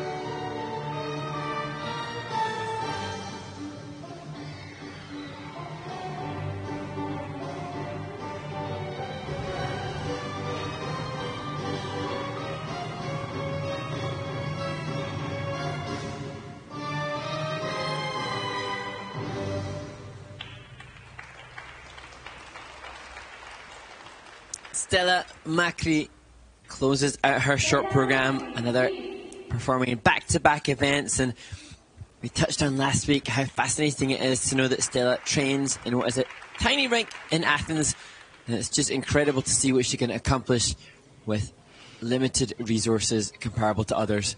It really is pretty amazing, and I don't think people can appreciate it unless you train in a tiny little rink. Then you come to compete, and you're going, I have to cover all that? You know, not easy indeed. So we take a look at some of the... And that's why you'll see Stella probably a little slower as she approaches this double axel here. Probably doesn't have a lot of room in her rink. There's that double axel. Good takeoff, a nice landing as well. And again, a little bit slower coming into the jump combination at the triple salcho. You'll see on the landing in the quarter right there, hand down into double total, but good fight to get the jump combination done. And then again, a little slower on the double the triple loop. Long lead up, a little under rotated on that as well. That's on the quarter, but good try to increase the difficulty of the program. Just needs a little bit more speed, but how do you practice speed and ice coverage on a rink that's about half this size? Not easy. Yeah, not easy at all, and it's interesting. We see so many of the skaters representing different nations, but traveling to hubs around the world for more exposure to better facilities. Great to hear that Stella has been bringing her choreographers and coaches to help her. Elliot Halverson, an American skater, went to Athens to help support this athlete, and I think that's really admirable that the skaters are, patriotic and proud to train in their home nation and bring other inputs and sources to them. So, well done, yeah, and it's expensive business. I mean, if you're going to train somewhere else, that's costly. And you train at home if you have limited resources. Well, in a way, that's costly because it's costing you the experience of others, right? So, yeah, it's difficult decisions by family and coaches and skaters. Find that location which is going to make you the best you can be.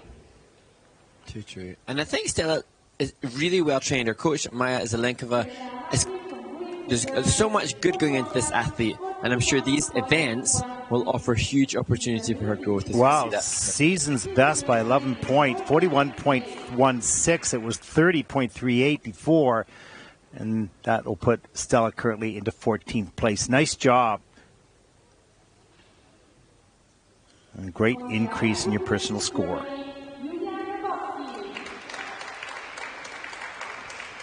The next competitor, Julia Grabowski from Germany. 47.64 personal best at the Solidarity Cup. Will skate the short program right now, the Faded Snapshot and Forgotten Dreams.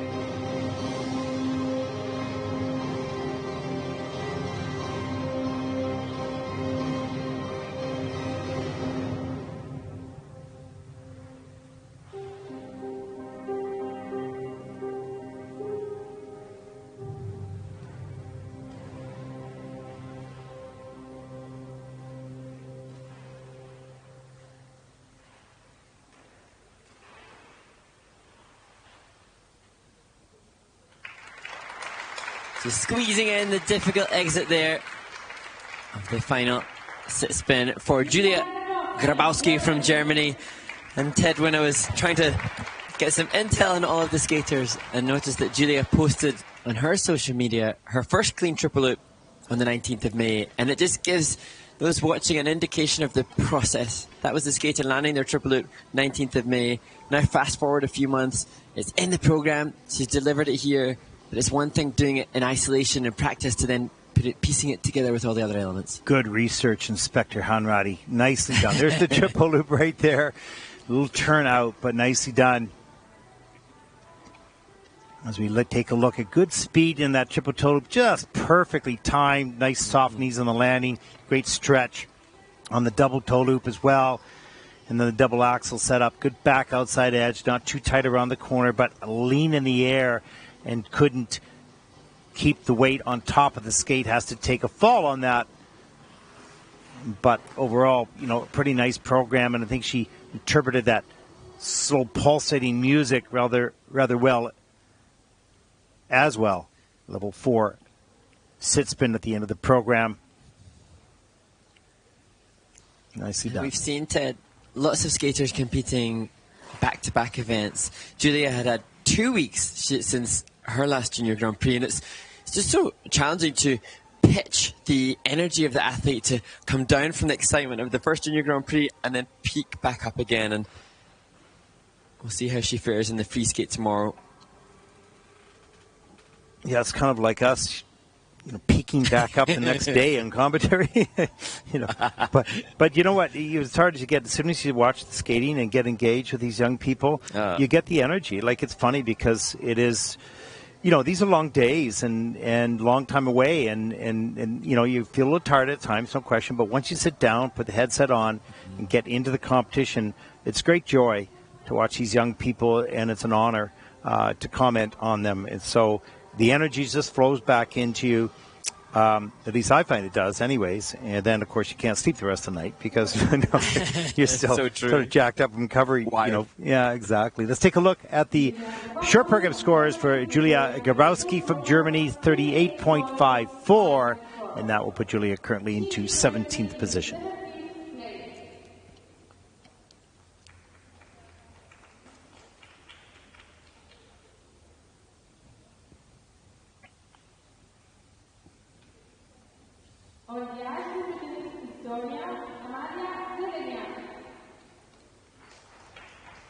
The next skater represents Estonia, 15-year-old Amalia Zeleniak.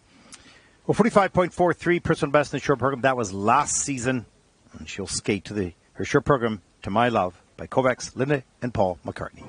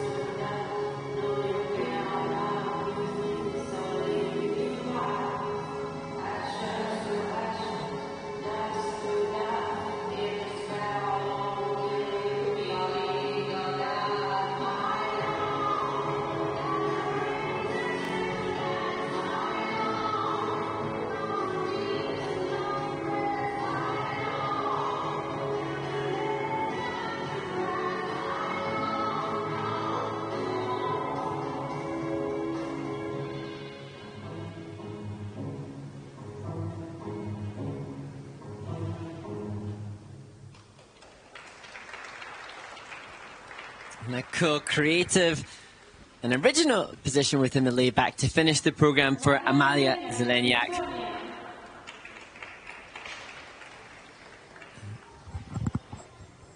Another skater laying down a clean performance, and another coach happy to greet their charge as they leave the ice. Yeah, kind of the opposite of that happened with the men. The women are sort of on top of their game, and no matter what the level of difficulty in the elements, they're all skating pretty well for themselves. As we take a look at the triple Lutz double toe loop, good strong back. They want to carry a little bit more speed out of that Lutz to carry it across the ice. And as we see here, double axel, good speed on that takeoff into some nice change of edge of three turn. And then here's the loop. A little bit of a longer setup here. Hands above the head. Gets the free leg back in time with a leg kick. Just showcases really how much the women's discipline has transformed. And here we'll get to see a really nice feature within the layback as she transitions up into the Bielman spin position. But I was thinking, Ted, that two triples, a triple loop double toe and a triple loop in the senior ranks would have been a world senior, potentially top 5 performance in the late 90s maybe. And now such meteoric progression in the women's field, such that now a triple is really required even to be top group in the juniors. Oh yeah, you know, if you don't have the triple, then you're not in the top 5 or 6 of the juniors. So the progression has been incredible, but a lot of the women have responded to that and just made it work. They figure, okay, if that one's doing it, what are they doing that I'm not doing? I better work on that, right? So they feed each other. The parameters constantly changing, and I suppose the question is then who has the biggest imagination as to consider what's possible both physically and artistically. Yeah, and also a lot in that case then comes down to, do I have the time on the ice, the off-ice facilities, the training, etc. It comes down to that, unfortunately. But let's take a look at the short program scores for Amelia. 50.61, and that'll put Amelia currently into 11th position. Hannah Yoshida still the leader with a 66.89. Skated a little earlier on in this event. Had a great performance.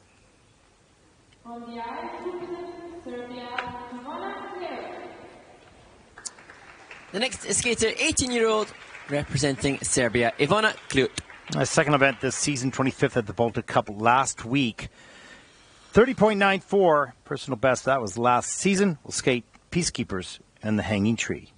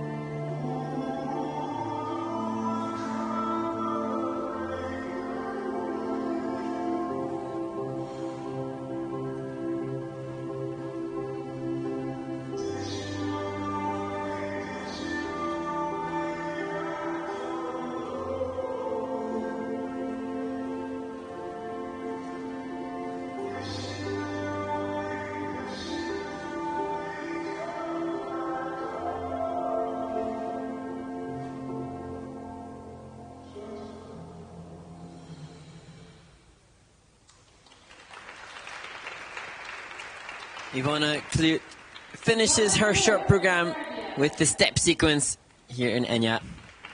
Some really nice moves in the step sequence, and actually throughout the program as well. I took the replay of the exit of the sit spin, kind of a really nice knee slide. And we'll take a look at some of the elements inside this program here.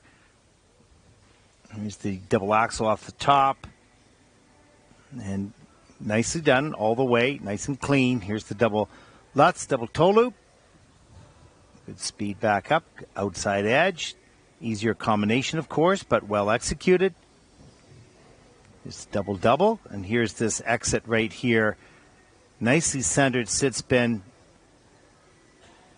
And finishes the 8 revolutions, wanting, and then just pushes out onto a knee slide.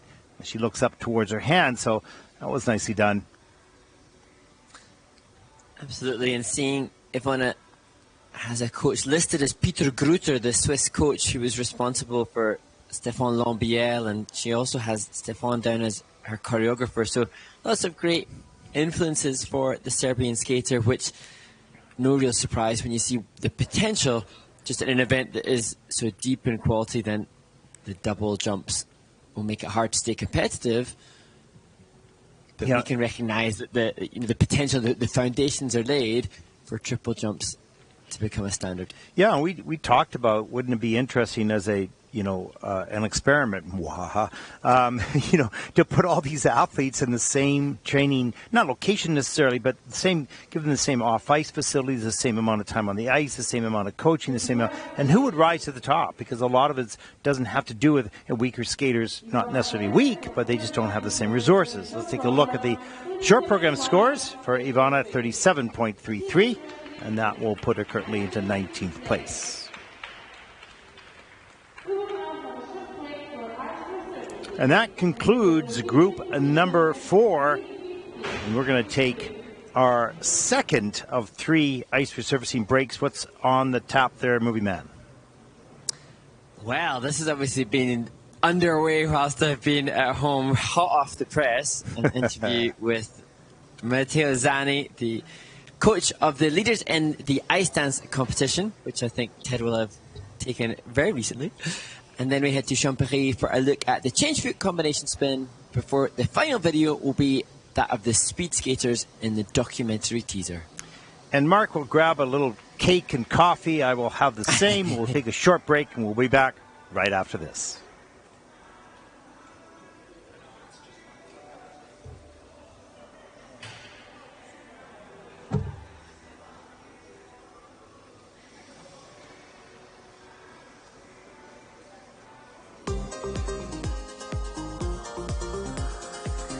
Here in Egna, Neumark, with Matteo Zani from Italy here, and a couple questions. We've just watched the Czech team break the world record in the junior rhythm dance, but first of all, I want to ask you, Matteo, about your journey into this area of the country and working at a school here up in Bolzano.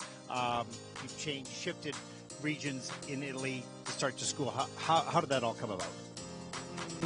I didn't choose the area because of the area. I choose the area because I found a place that could give me the condition to express what I wanted to do, and that's why I came here.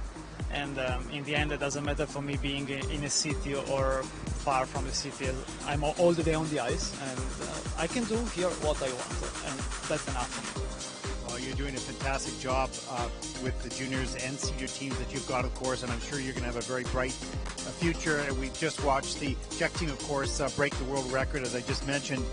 They skate with such speed, but as off camera, you were talking about the details they also work on. Tell me a little bit about their development over the past season. We saw when they paired up and they from the single skating, they were both single skaters, and we made a plan. I said, guys, where do you want to go? So they have clear ideas on where do they want to go, and so we really work really hard also during the pandemic. So the pandemic time for us was actually one of the most productive period ever for me and for also the skaters, all the students. They all worked great. So that for me was a fantastic opportunity to do what you can usually do just 2 or 3 months every season, because without competition. It's true. A lot of the skaters around the world had, well, not a benefit necessarily with the pandemic, but it's forced them to do a lot more training and take care of the small details. And as you mentioned about this young team, of course, they are never satisfied. They want more, and this is what's driving them. So, yeah, like you, exactly. Well, you're brilliant in your work. We thank you for the jobs that you're doing so far. We look very much forward to seeing the rest of your team throughout the season. Matteo Zani here in Italy, in Egna.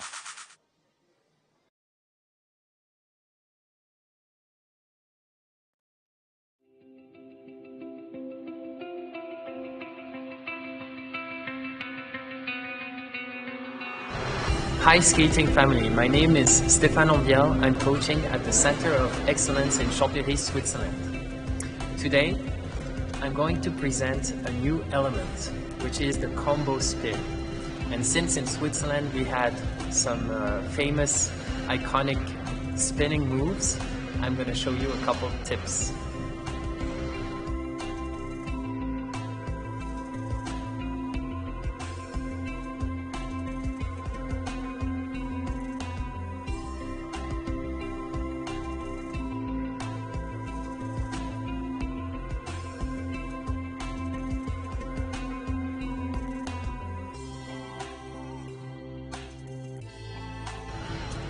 In order to make a proper combination spin, you will need to perform all 3 basic positions, which is the camel, the sit, and the upright. There is a possibility to do a combo spin or a change combo spin. If so, you will need to change your foot during the spin.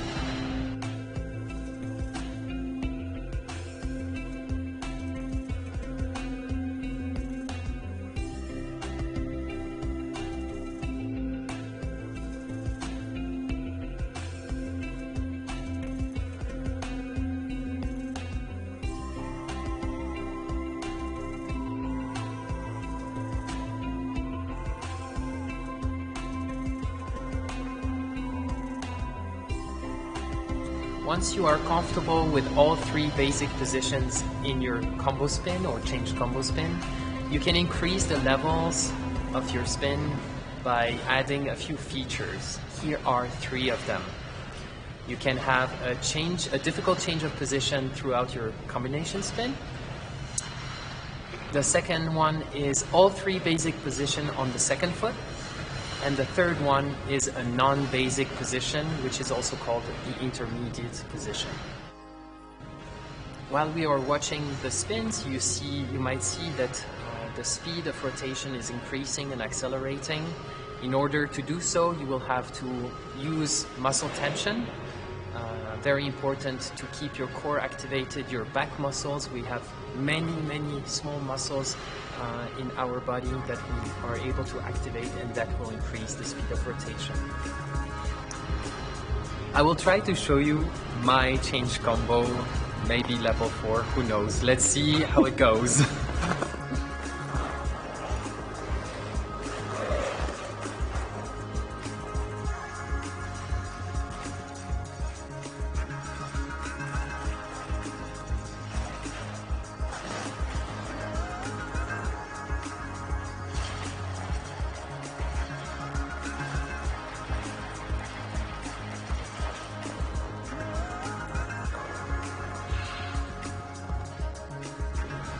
I hope you enjoy the videos and the tips about the change combo spin.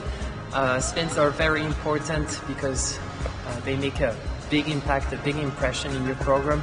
So work on them and make sure that they are also aesthetic in your positions.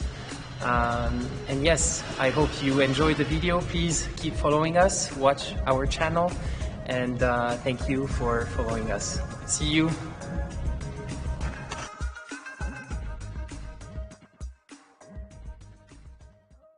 We're all speed skaters, and that's what we train to do. And when you're training for kind of nothing, when you can't skate, then what's the point? Mentally, it's a bit hard when you can't do the things you want to. Forget how many months or days we were in lockdown. I know it was talked about, we might have a bubble, we might do this, didn't think too much of it. It's also good to show the world that not everything is impossible in these times. In my head, I was thinking, oh my God, like I want to go home because I don't feel ready for this.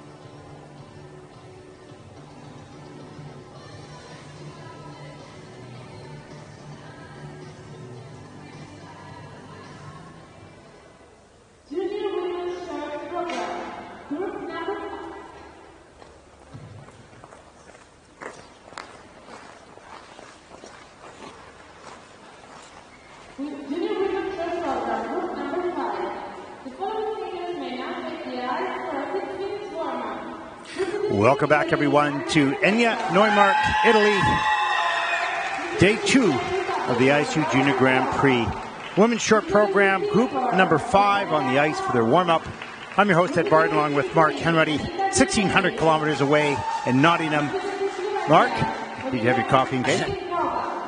I had a cup of tea when in England.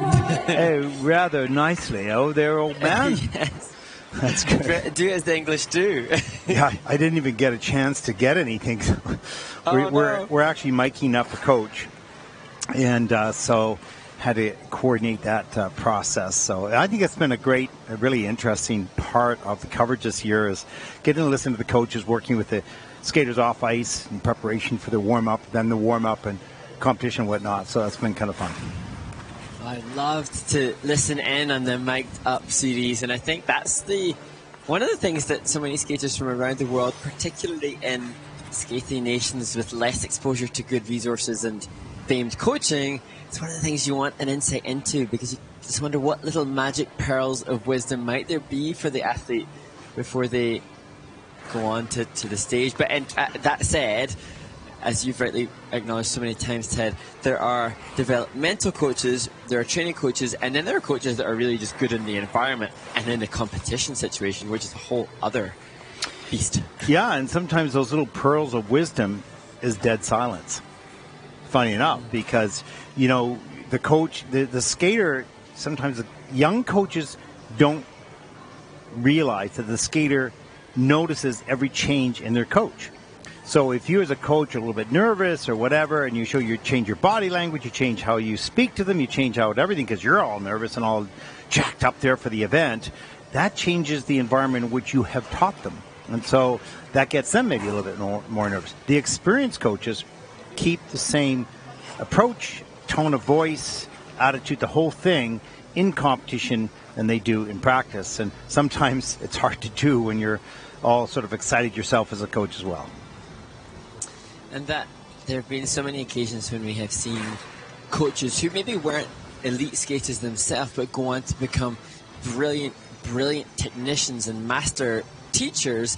For me, one of the things that can often help a coach when it comes to this time is if they have experienced this for themselves. So we've seen Bruno Marcotte, we've talked to him, he Olympic champion, and then knowing that he has competed under the greatest of pressures in becoming Olympic champion himself, that experience for him as a skater will undoubtedly help him as a coach to just help ensure that the athlete is not overwhelmed by the experience. Yeah, I totally agree with that. I think that the coaches that have been in these pressure situations can handle, or generally speaking, are handling the person maybe better than ones that haven't been there. However, that doesn't guarantee if you're a natural skater and just naturally could do this stuff and don't remember how it was taught to you, you may not be the greatest technician, but you can be a great coach rather than the teacher aspect of it. So everything is a little bit different for everyone, of course. The most important thing to be a great coach, you've got to love the sport, and you've got to put a lot of time into it, heart and soul, and it's not easy. It takes a lot of time of your life, takes you away from friends and family as well. Well, that was interesting in the interview that you had with Matteo Zanni, the Italian ice dancer, who's coaching so successfully, and he's saying that now he's living and training out of the city, and he said it doesn't matter where I am because I'm going to spend my whole day on the ice. And that's an indication of a coach that wants to be recognized as one of the world's best up-and-coming coaches and knows that pretty much his whole life has to be committed to it. Yeah, I loved his answer, and I don't remember if it was on the tape or not, but when I asked him a little bit about the Czech team and their special skill, and I said, what do you do for, that? He says, it comes out of them. It's just complete drive for this team, and you can see that with every step that they take. But I love Matteo's passion for creating something special, having a good team around him, and starting his journey in his coaching career, at a much higher level. Sure. As we've seen, as a generalization, we can't stand for all and speak for all, but Matteo was a brilliant skater, and I remember seeing him as a competitor himself. But didn't go on to compete as a World Championship competitor. And quite often we see coaches that have got experience of international assignments, maybe not making it to the highest echelons of the sport, but then as coaches, when they turn professional and become coaches, they use that as a fuel to try to create, you know, the skater that they maybe want, or the competitive results that they maybe aspire to have themselves. Yeah, they're still competitive. I mean, you know, those coaches that have just turned from skater to coach, they still have a competitive instinct, like a killer instinct in them. They want to be the best. Now they just have to shift being the best from being a skater to a coach, and that's quite often what drives a great coach, is wanting their athletes to win, wanting yourself to be part of a successful journey with these athletes and helping these young people grow. Then that kind of competitive instincts is managing that in this environment when it's the last final moments. You want the best for your charge, but you don't want to freak them out with your energy. What words do you choose? What tone do you use? You know, it's sort of like a relationship. You know, should I say that or not? No. Silence is sometimes golden. Nicoletta, great inspiration here for the Young Goose Academy. And this next young woman taking to the ice, I think, has potentially the biggest triple loops in the competition. It's this Anna Pezzetta. Yeah, 56.71, earning that at the Lombardi Trophy a little earlier this season. And we'll skate to the beautiful music, Fly and Experience by Ludovico Einaudi.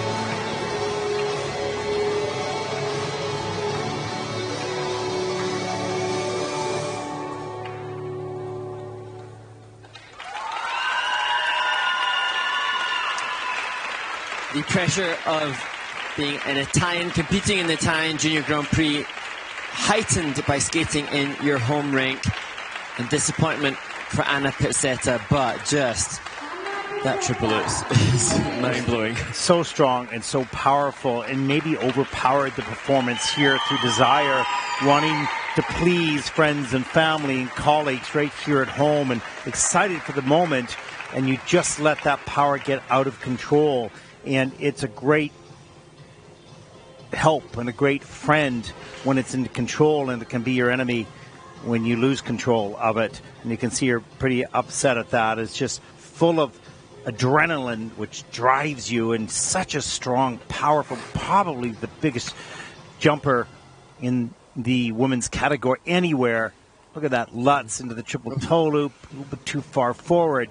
Just beautiful. Brings the speed down in this double axel, but stiff on the landing and on a lean in the air. And keeps going after that. As we see the flying entry into this camel spin, the flying camel in a level 4 with a plus GOE. Nice flexibility there. A little bit of traveling.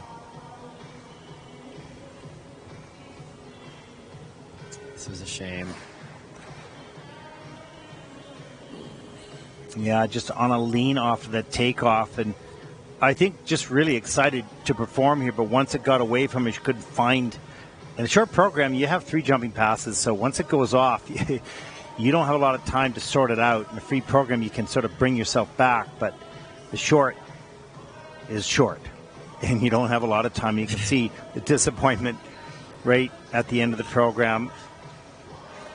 And it then becomes so much more about the mental aspect, because this is a young woman who has just some unbelievably amazing jumping skill, and then just having the mental rehearsal perhaps as much as the physical rehearsal to be able to tap into that brilliance under pressure. Yeah, it's so hard to keep the energy down in control when you're just excited to perform. It's a fine balance, and you have to fine-tune that through years of experience and knowing what is the level of excitement do you want to have that you can manage. Let's take a look at the short program scores for Anna Pizzetta of Italy. 51.30, that's season's best, but that is also going to put this young woman into 10th place at this moment in the competition. Fierce competitor, you can see it on her face, not happy with that, and is determined to do better. And I'm most certain we will see this young woman as she continues to progress and gain control in the future. We look now to the 14-year-old representing the Czech Republic, Barbara Tikalova. First junior Grand Prix since skating the short to Colorado.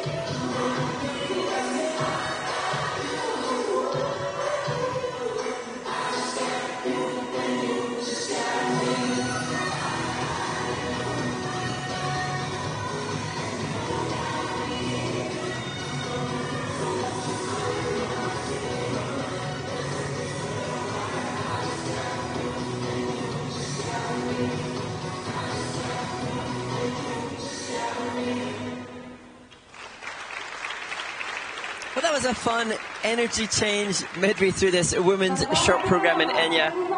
Barbara Tikalova from the Czech Republic performing to Colorado by Mikolas Joseph. Yeah, I really like the energy and the freshness of this young women's short program. Just delightful, light, energetic, great speed as we watch the double axel. A nice position as well on the landing. As we see the triple toe combination here. Great speed off this takeoff. Nice and straight, good flow. I don't know why she had to do the double 3 turn because I'm going, look, just set up, just put the pick in, but easier said than done. Of course, there's the triple loop. Beautiful. And you wouldn't have known that this was her first Junior Grand Prix, Ted. She looked really comfortable and confident in her movement. Absolutely. Look at the steps here and just bouncing all over the ice. And the steps came in at a level 2, so missing 2 features as we see the layback at the end of the program. That is in the level 4. So, but lots of energy, fresh and new, and excited to be here. And I think it's so exciting to see the skaters very obviously choosing a piece that you assume has come from them. I think the energy of the performance was totally appropriate. Next layer would be to give some of the emotional expression through her face, which was a little amiss here, but that's a challenge for teenagers to commit an emotional expression facially. That's a challenge to do. Well, that's a little bit of acting, isn't it? And we talked about that, or we were asked the question about acting. And, you know, some dance schools have actors come in and work with that body expression and movement and whatnot, and facial expression as well. And look at charming young woman in the kiss and cry, nice smile, and really delightful performance. 48.37 for Barbara, and that puts her currently to 13th place. Great experience gained.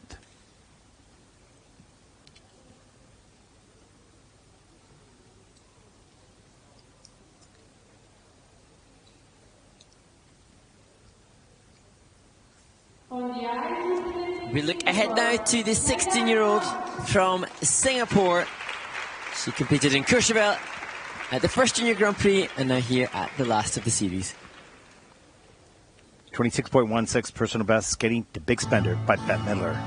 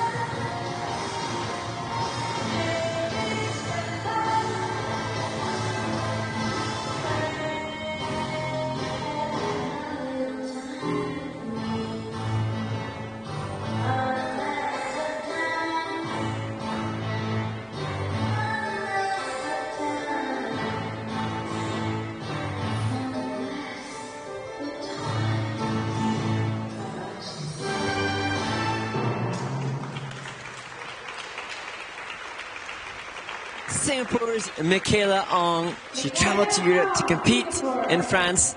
She returned to Singapore for the Sea Open Trophy, and now, again, huge travel to continue her competitive ambitions in Italy. Yeah, again, just coming to gain some experience with their programs as they enter their own national season, of course. As we watch the double axel, didn't really get all the way around, lands a little bit forward and has to go down, carries the traveling 3 turns into the double loop, which was no problem. And then into the change combination spin in at a level 4. Nice change to the outside edge. And good low position. So some nice basic work here on the spins. Still some work to do in the jumps, of course. And Michaela had a score of 26 in Courchevel, 26 at that Sea Open, and now finds herself in a similar kind of scoring bracket here in Italy. Moving forward, the challenge sometimes can be that in the midst of competition season, it's hard to make the strides forwards in your progress because you're having to stay in competitive shape just to perform the arduous program. So I'm sure lots of experience is being amassed, and she'll be able to put that into practice when there's a little break in her competitive schedule. It's always the difficult decision. Where do I spend my time? Or as a coach, where do we spend time in developing this athlete, learning how to compete or learning how to skate? And so you need the time for skill acquisition, skill perfection, and then for skill delivery in competition. If you compete too much too early, you don't have enough time for development. You do too much development without learning the skill of competing, then you never can produce it under pressure. So it's finding that right balance of where you spend your time and where and when do you gain your experience.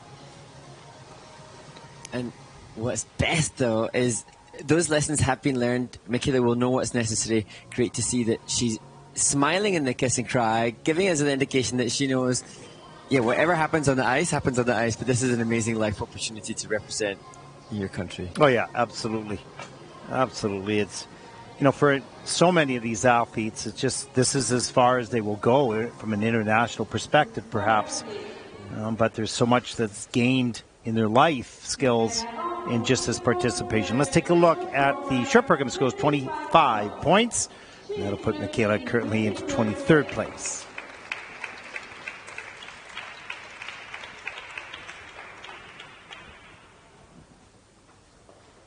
On the ice representing Italy, Anita Gemelli. The third of 3 Italian women competing. This is 15-year-old Anita Gemelli. The first Junior Grand Prix event. We'll skate the short program here at home to the Forgotten Forest and the last Eden.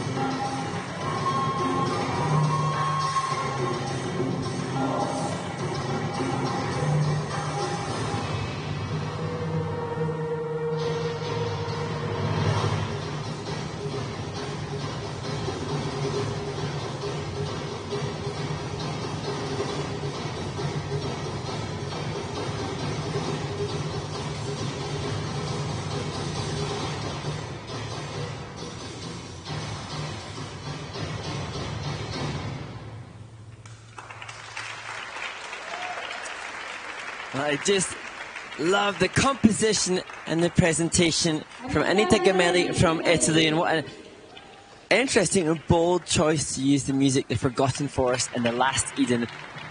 But she absolutely embraced it. Yeah, that kind of felt natural for her, like she understood it, and she put the intensity, equal to the intensity, into her movement that the music put into the notes. So, yeah.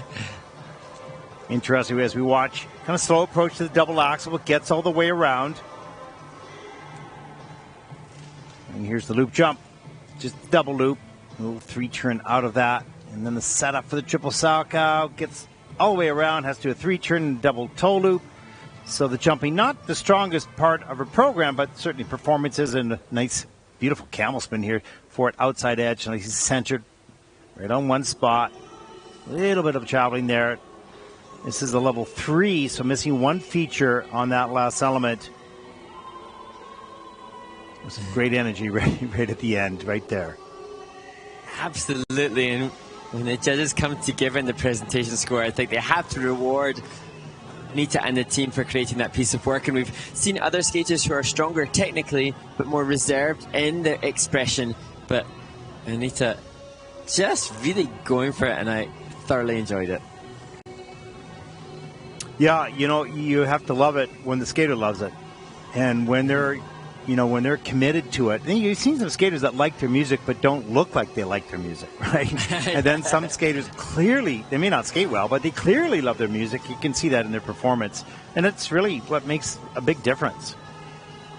And as we touched on before, it does give you almost an insight into the humanity, the person behind the athlete, because Anita looks like she's fun-loving, vivacious in the way that she was confident enough to express, and it's not easy to do. And that sometimes it can be taught to some extent, but sometimes that's a little bit more about the human and the way that they've been raised and the family environment that they've come from that gives them a confidence to be able to perform. Well, like sometimes it can be taught to be learned, not necessarily taught, but you know, you can provide opportunity for them to discover. I mean, for them to discover what they have inside of them.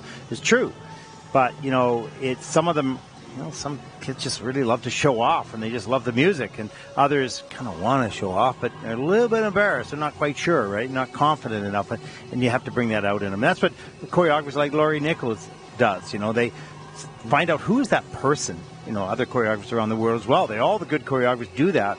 They may have a good piece of music in mind. They may have a good choreography in mind, but they talk a lot to the person to find out who is this person.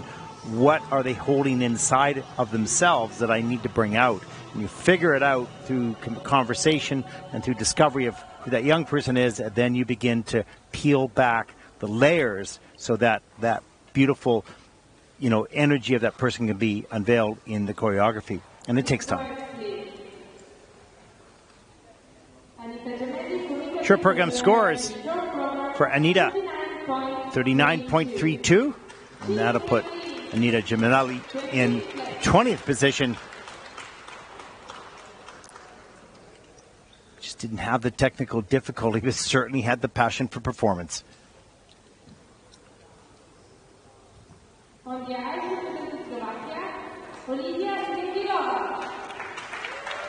The next skater, another 13-year-old representing Slovakia, Olivia Lengyeleva. And the first Junior Grand Prix season for this young woman, skating the short program to Malagueña by Stanley Black.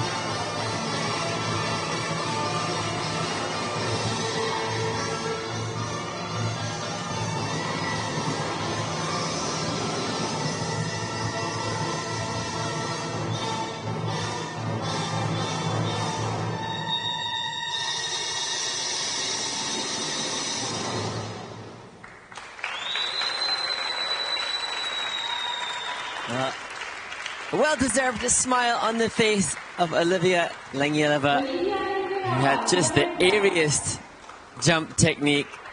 What a great program by Olivia, and you can see with that double fist pump at the end, not only accomplishing the elements, but accomplishing them with great quality. So it's going to have some pretty good GOE scores as I take a look at the judging scores, all in the pluses for every element coming off the ice with a big smile. This young woman, just 13 years of age, first Junior Grand Prix event ever, and delivers an absolutely clean program with some pretty difficult elements as well. So true, and you can see that tears almost starting to flow. Just so much build up to this competition, I'm sure, for Olivia. Look at this nice outside edge on the takeoff of a clean triple lutz. Yeah, just so beautiful, soft knees, calm and control. Strong back, so important, as we have said so often. And again, nice strong straight back, kicks the free leg back and stabilizes the landing, keeps the flow going. And here's the double axel. Watch, just leaping off into the air, up off the end of that edge, soft knees on the landing, stretch free leg, picture perfect. Such a solid jump technique, looks so well and cleanly trained. And if only we could really piece together a little bit of Olivia's strengths with the previous skater, Anita Gemelli, who was so committed to her expression and her presentation. You can see with Olivia that the focus has definitely been on the jumping passes, and I think that'll certainly serve her in the overall score compared to Anita, but it's that combination of both which will be the next stage of development for Olivia. Yeah, how often would we said, hey, I'd love to take the jumping of this person, the spinning of that person, the performance of that person, put it into one, but that's not what the sport is. The champions have the best combination generally of all the skills, but it takes a long time to develop skills in all three areas, of course. So we'll see who does and who doesn't, but that takes a career, and that's 15, 20 years. Yes. And actually, referencing how long it can take, Olivia started skating in 2011, so she must have been just a tender 2 years old, which gives, again, a further insight into the time it takes. Exactly. Well, let's take a look at the short program scores for Olivia. 50.02. She's pretty happy with that. It's a nice score for the first time out in the Junior Grand Prix, and that puts her currently into 13th position. And that big smile still there. That's fun.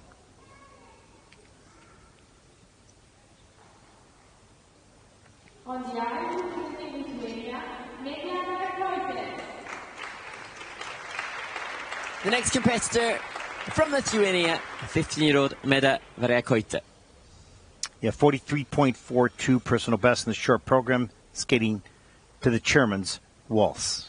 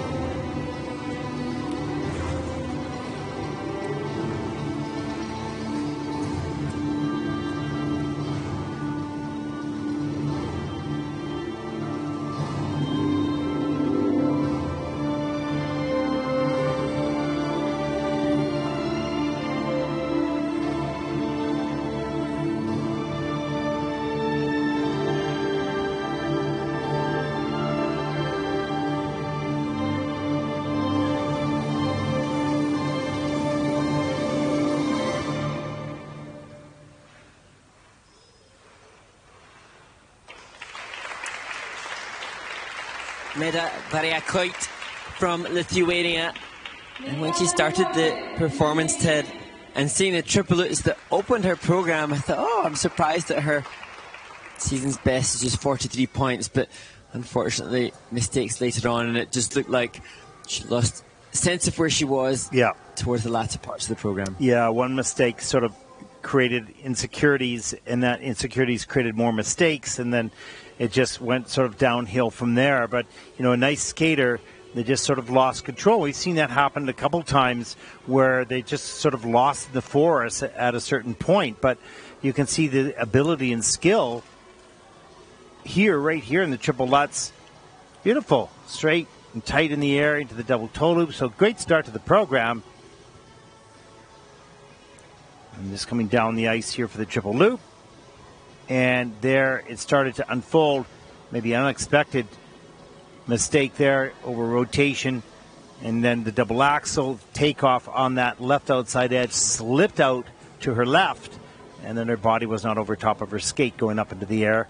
And then the layback at the end of the program. This is just a level 2, so missing 2 features. Side to back. I'm not sure she even got that. Then the Thielman, and loss of balance there as well. So just one of those programs that begins to unravel, and it's frustrating for the skater because it's a short period of time and you have to get it back, and many do not. And this is where the coach will have to work hard to help Meda appreciate that whatever the points that are given to this performance, not really a reflection of who she was. And indeed, I was frantically looking to see what representation there was at Junior Worlds for Lithuania, and indeed Lithuania did have a representative who qualified for the free skate in Tallinn in April of this year. But certainly Meda, although not here, she certainly has the potential to be considered for that Junior Worlds spot when she can bring everything together and deliver jump technique like the opening triple loops we saw here.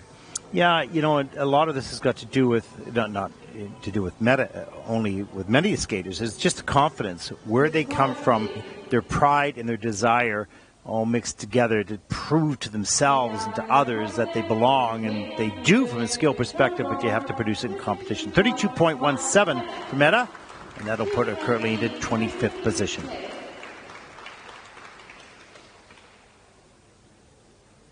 The skill is there, it was just not on display, all of it, tonight.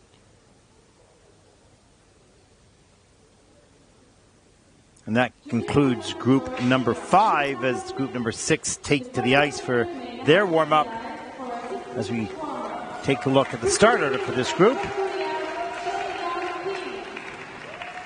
Mark, I think we have a bunch of questions that have just come in.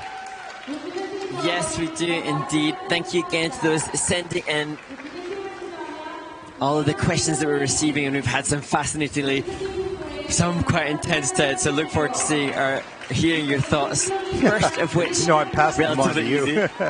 Sorry, go ahead. Batting them back. The first from @BapSavan again. What move would you like to see more of this season? And I think for me, Ted, I've been really aware of some stylistic different choices choreographically that have been forced due to the element, the choreography sequence, which is a requirement now for juniors, and that seems to have allowed us to see more of the hydroglades, more sliding, more sustained spirals, and it's just nice to see a tweak in the fashions dictated by the requirements this year. Yeah, one of the things I just wanted to mention on that, I love the sliding moves, but I also know how hard that is on their knees, so I'm wondering how long those will be sort of encouraged, and you see some of them coming off the ice, you know, with sore knees or some blood, you know, if the ice is a bit chippy, and I love it because it's beautiful and it's risky, but I'm not sure how good it is for the knees, but you know, I love what move it is. I don't go on the ice now without knee pads if ever I'm going to attempt those. The unfortunate thing is for the skaters, especially in the women's competition, is that so often they wear tights and their knees are exposed. So pretty sure I'd be wearing hockey knee pads. Might look a little odd, but you know. What's up next? The next one comes in on Facebook, Christina Yuzak, and it's a long piece that she sent through. She says, "Good morning. First of all, I want to tell both of you, very great commentators, and it's very interesting to watch ISU events with you." So thank you for that, Christina. Yes, she then says, "I have one question.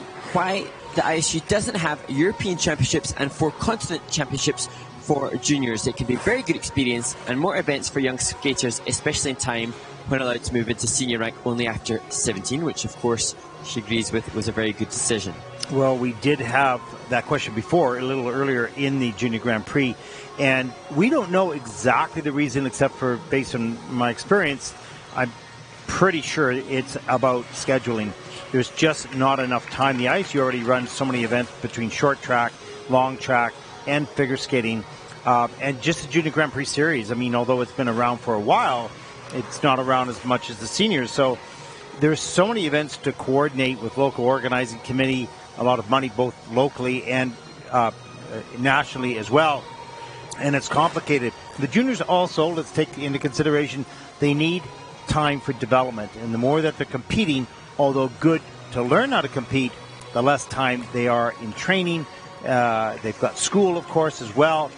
They have to prepare and develop new skill acquisitions. So I think it's, they want to keep the competitions to not a minimum, to a reduced level than the seniors for the juniors as they continue to explore and to grow. Yes, and some of the skaters that we've seen competing here did utilize the opportunity to compete at the European Youth Olympics, which was in Finland earlier this year. But there's so many international competitions throughout the globe for the juniors, and so it's great that the coaches have a calendar of events that the ISU posts for which they can choose how many for their skaters to compete at. That's true, Mark. That's a good point. There are lots of competitions for juniors, but the ISU runs the Junior Grand Prix and the Junior World Championships plus the Junior Grand Prix Final. So there are lots of competitions for juniors, but for the ISU there's a certain amount. Yeah. Okay, carry on. So true. So next question.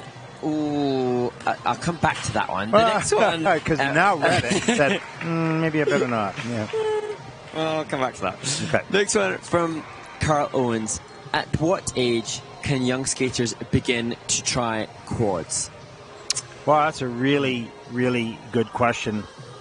I think, I do believe, and this is just my personal opinion based on what I watched, I was always a little worried when younger skaters tried quads, but then it kind of made sense. Their strength and weight ratio was perfectly suited for fast rotation, and you can see the younger skaters rotate very quickly. So I thought, well, maybe it's not so damaging. As you start to grow, of course, your body begins to change. It's a little bit more difficult. So I thought, well, if you're accomplished at triple jumps and you've got lots of time in the air and you have good technique, so there's no twisting and torquing, then the age of, maybe 14 or 15 is fine, right? If your technique is bad and you're twisting your body a lot and your knees are collapsing to the inside and there's a lot of pressure, well, then the quads are probably not advisable. So that's left up to the coach to make sure that the technique is solid and that they're fit and ready to go for the quad. So, it's certainly young is fine if they can handle it, and that's going to be left up to the coaches and the skaters. And it is a hot topic, and I think everybody just so desperately keen to see that there's longevity for the skaters and that there's health as well. And I suppose that we won't necessarily know until there are more biomechanical studies of the impact on the bodies and test studies where we see in years to come how these amazing physical feats affect the human later down the line. And gosh, it's maybe not even impossible that they find out, well, quads are better for the younger ones than they are for the older ones. I mean, who knows, right? So it all depends on how your body changes. So I'm not a scientist, and leave it up to the scientists to give us direction on that. I'm the furthest thing from a scientist. Well, no, I think I am. You and me both. Okay, we're tied. Well, next up.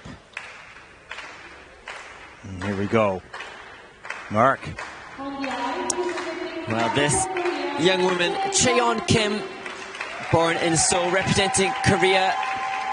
She in with a possible shout of qualifying for the Junior Grand Prix final following her bronze medal at the Solidarity Cup in Gdansk 2 weeks ago. 67.61, so a pretty big score in that Solidarity Cup as she will skate the short program right now to everybody knows.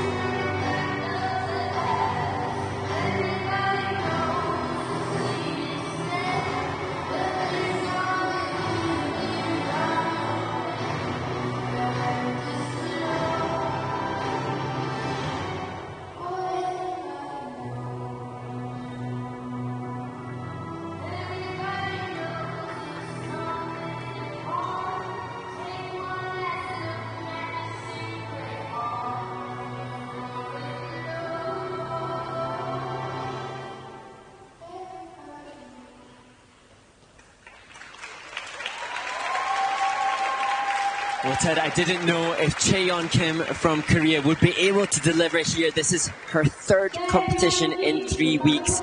She won a silver in her senior international debut at Finlandia last weekend. And she has just managed to deliver yet again. And this looks like a performance that she hopes to try and claim gold. She's not just looking for a place at the Junior Grand Prix final. It looks like she wants a win here. This young woman was on a mission and was not going to be distracted, totally committed and focused on every step of the way, aggressive throughout the program. Just beautiful. Let's take a look here at the triple Lutz. Reloads, good speed and flow between the two into the triple toe loop. As we take a look at the double axel transition. Yeah. Oh, the volley the other way. That was so cool. This transition in and out.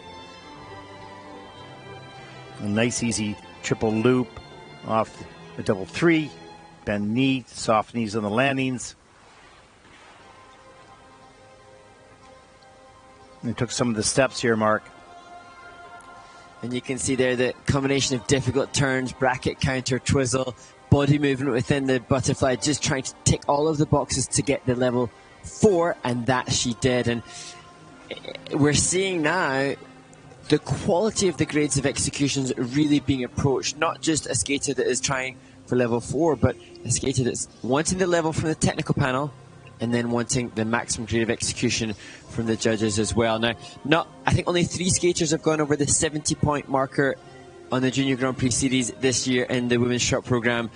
Cheon Kim may be another about to do that. Yeah, 67.61, her season's and personal best. So will she beat that here? Well, if this program doesn't beat that, then, you know, wow, that would be quite something, because there wasn't a flaw that I could see in that program. Certainly bigger, everything could be a little faster and bigger and deeper edges, all that stuff. But for this level, that's top of the game.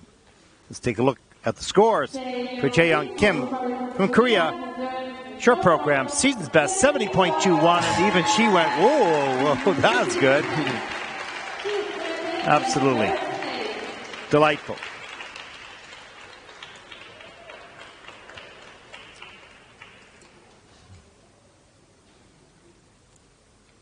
I have to be pretty happy with that score. As she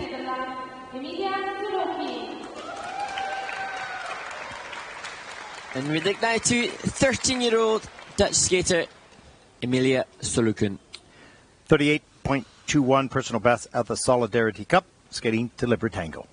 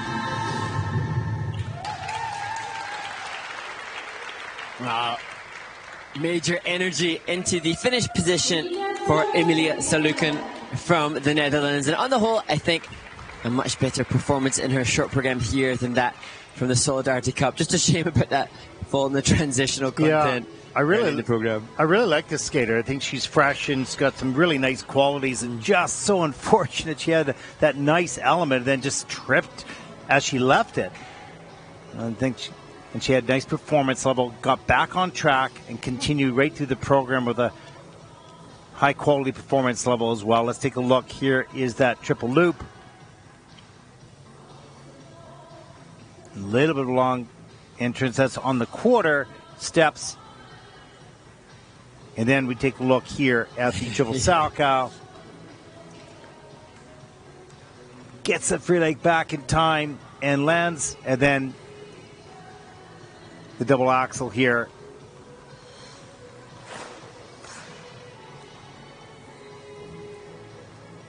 And there was just that fall. I didn't get that on the replay, but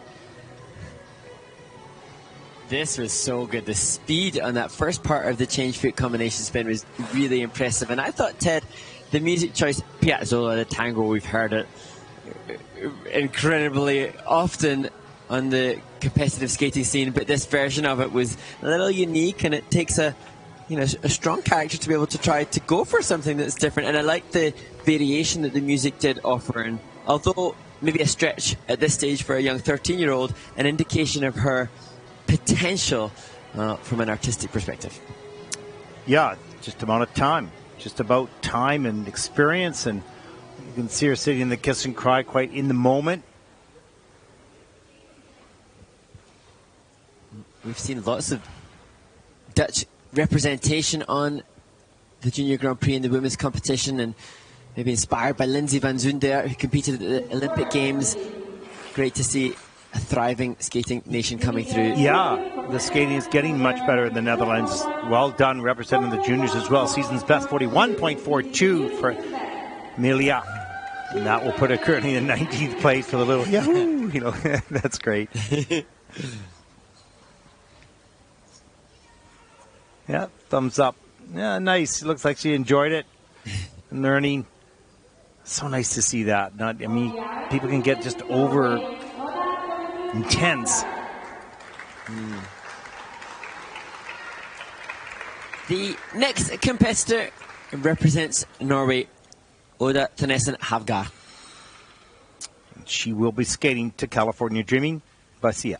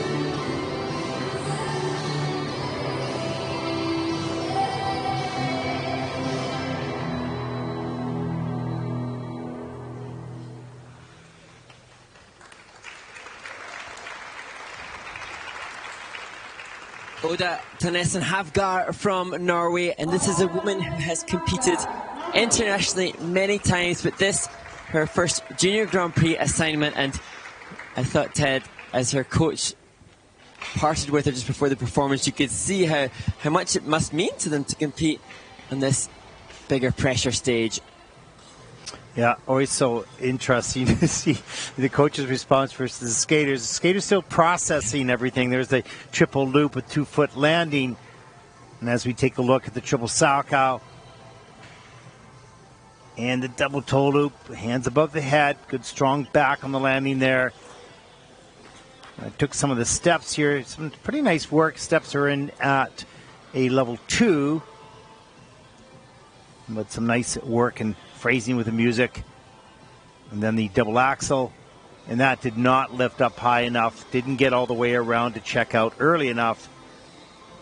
So that's a downgrade on the double axel. And then the change combination spin at the end. Level 3 missing one feature.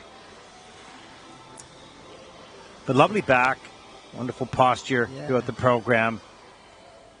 And there was a transition, a change of edge, bent leg spread eagle into a really fast layback spin. And that little highlight within the choreography for me demonstrates the potential that the skater has. It's just a completely different experience at this level of event, but talent evident.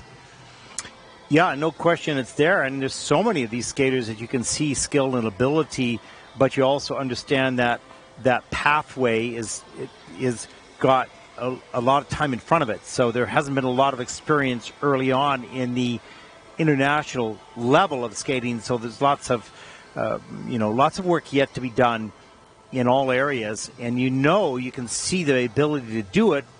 The mileage is simply not there yet. And the experience for the skater, but also for the coach and Oda, taught by Veronika Vertalkova, and that both will grow together as they go returning back to the home rink to process all that's been learned here. Sure, Parkingham scores for Oda 39.47, and that will put Oda currently into 23rd position.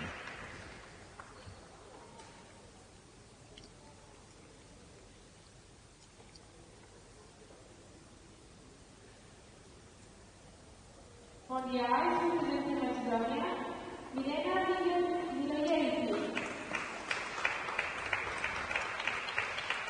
Milena Miljakovic from Macedonia. The 15-year-old takes it to the ice.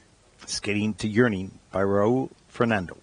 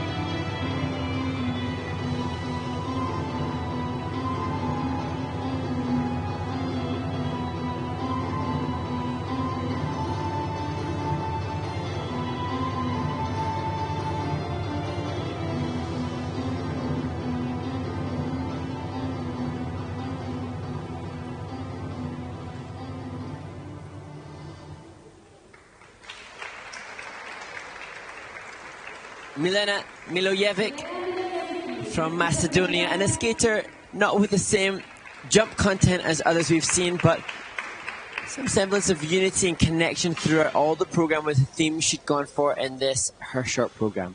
Yeah, you can see her working with the level of training and opportunity that she's had, doing the best that she can with the preparation made prior to this event. And you really have to, you can't sit back too far and sort of make judgments from a distance. You have to really look inside the program, take a look at the skaters, see where they're from, and understand the level that you might expect. There's the double axel attempt. Of course, that's a downgrade. Didn't get all the way around at all. And here is the double loop jump. No problem. Gets the free leg back. I was pushing a lot of buttons here, so you might see the same replay. So I kind of messed up on that. I'm not sure. And here's the look at the double sow Making me feel better. Yeah, exactly. Get the free leg back, and then forward landing on the double toe loop, so that'll be a downgrade, but still stood up on both jumps, so that's good. The flying camel at the end of the program. Grab the blade, get that up there.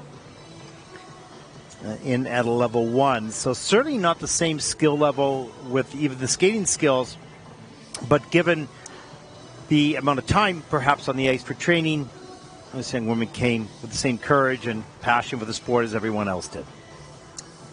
And I said to her on the last skater when we were watching Oda Tones and Havgar that it was a learning opportunity, but sometimes it's not just a learning opportunity, because the skaters can see online what's necessary at this level. Sometimes it's motivation, and being here live just serves that little more oomph and motivation than watching a screen does and watching the skaters you aspire to be as good as. Yeah, absolutely. I think it's also for these skaters, I don't know this for sure, but I sense that they feel safe in this environment, that it's okay if they come here with less than the top group has, and that they accept where they're at in their development, and they come here to gain the experience and meet new friends and meet new people from around the world, and it just adds to their life. So, you know, that's the great thing about Junior Grand Prix. It's kind of, in many ways, equal for all. Let's take a look at the short program score for Milena, 19.03, and that'll put Milena currently into 30th position.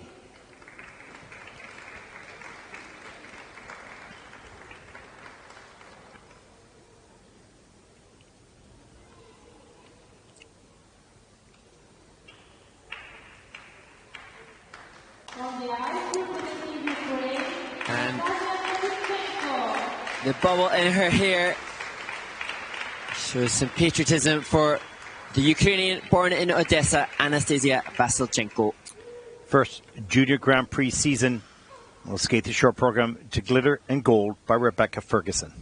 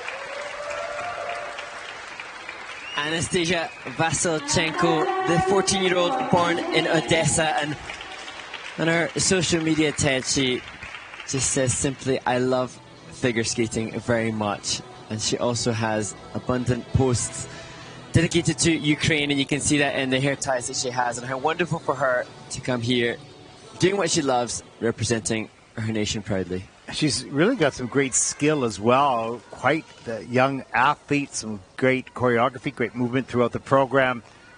As we see her approach the triple Lutz, straight back over the pick. There it is. Gets the free lay back in time, up in the double toe loop. Good spring off the ice. And here's a look at the triple loop.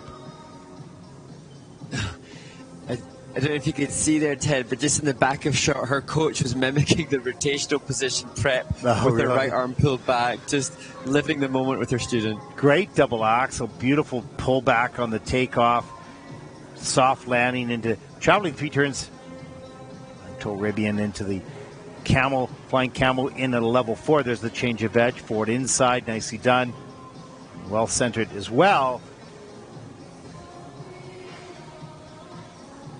We don't have a season's best or a personal best for Anastasia, but she'll set that right now with the score.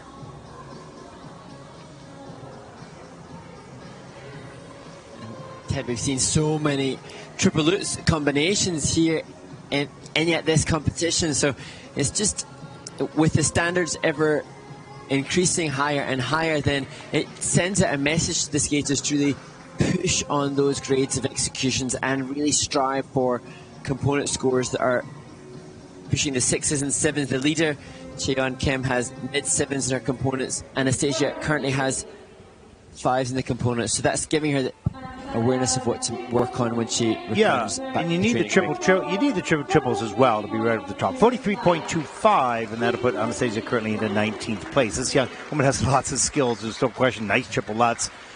And as they move into the difficult triple combinations with the program components, they'll start to find themselves on top of the mountain.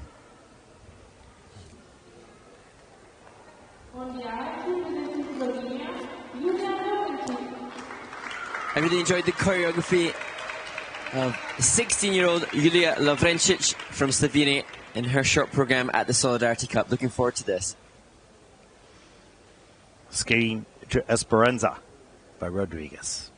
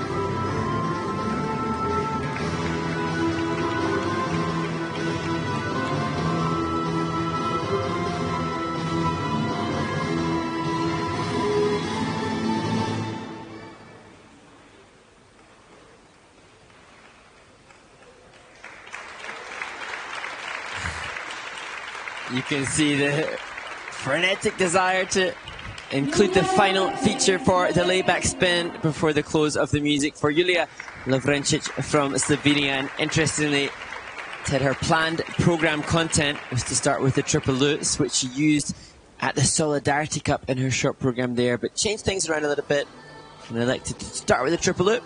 Yeah, I noticed. And triple toe later on. I noticed that myself when I was wondering, was that a coach call prior to this program or an athlete call on the moment? It's, of course, hard to tell. Really like the performance of this young woman. She's stylish. She's into the music. She's connected to it. Here's a look at the triple loop. A little too far forward on the takeoff and another rotation on the judging system. And here's some of the steps they took. Thought they were well done. Time to the music nicely as well. That's a level 3, so that's pretty good for the step sequence in juniors. And knowing the choreographer, oh, this is nice actually. The triple toe was much better from a rotation perspective. Really nicely executed. And then this double axel. Yes. On the quarter. Has to do a 3-turn right into the twizzle. Nicely covered up. And when we look at the list of choreographers that Julia has, she has lots of ice dancer influences as well, with the likes of former world champion Anna Capellini helping her, and Matteo Zani, the coach of the leaders in the dance competition here. So you can see that input in her style and approach. Even through the costuming, she looks almost ice dancer-esque in her. Yeah, it's very true, and that's a positive thing. You're bringing, that what's wonderful about the dance world into the singles, and we don't often see that enough. And when you do find that, and you have the technical elements, you generally find the champion, or at least one of the medalists. It's a hard package to pursue and to discover, and it takes years to do so.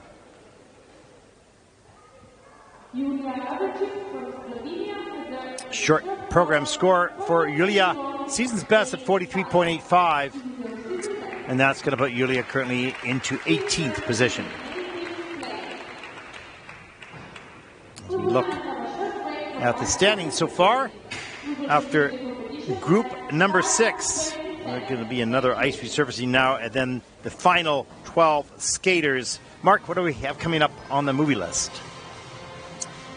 Yes, stay tuned to enjoy an interview with the 2-time Junior Grand Prix winners this series of the pairs competition, Anastasia Golyubeva and Hector Giotopoulos-Moore, who won their 2nd Junior Grand Prix last week at the Baltic Cup. And then we head to the ISU Center of Excellence in China for a look at the choreo sequence, and that element will be explained brilliantly there before the final video during this ice resurface, and it will be the short track documentary teaser.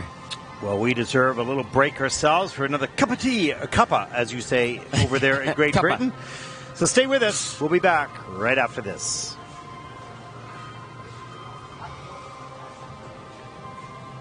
Here at Gdansk with the pairs champions at the Baltic Cup, Anastasia Golyubeva and Hector Giotopoulos-Moore, for a 2nd time in 2 weeks. What a pleasure to interview you one more time. Now, let's talk a little bit about this program, your feelings about this program this week compared to last week. First for you, Hector. It felt a little bit harder this week. It wasn't as good as last week, of course. We had 2 falls in the program, not super happy about it, but it happens to everybody in skating, and lots of work ahead of us now to try and make sure we skate cleaner next time. This was a strong field. There was a lot of good teams here. Did that make you a little bit more nervous? Yeah, I'm nervous today. I'm not happy, but I'm skate. My performance, not happy. I will skate much better, but now I know what I need working. And in the final, I show my maximum. Well, now, where do you go from here? You've been here for 2 weeks. Are you staying here in Europe? What happens? Yeah, we're going to be staying in Poland. We're going to be going to a small town in Poland, actually, called Torino. We're going to be training there for about 1 month, and then we're competing in Warsaw Cup in Warsaw, and then from there we'll be going home for nationals. And then you come all the way back for the final. Yeah.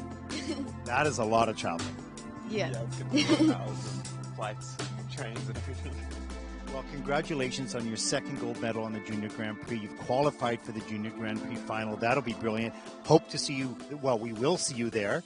Wonder whether we'll be doing this again. We'll see. Keep working hard to clean up those little mistakes that you had. But just brilliant, brilliant work. Thank you so much for all the wonderful pair skating that you're doing for the country of Australia and really for the Junior Grand Prix world as well. Yeah, you're very welcome. The champions here at the Baltic Cup in Paris.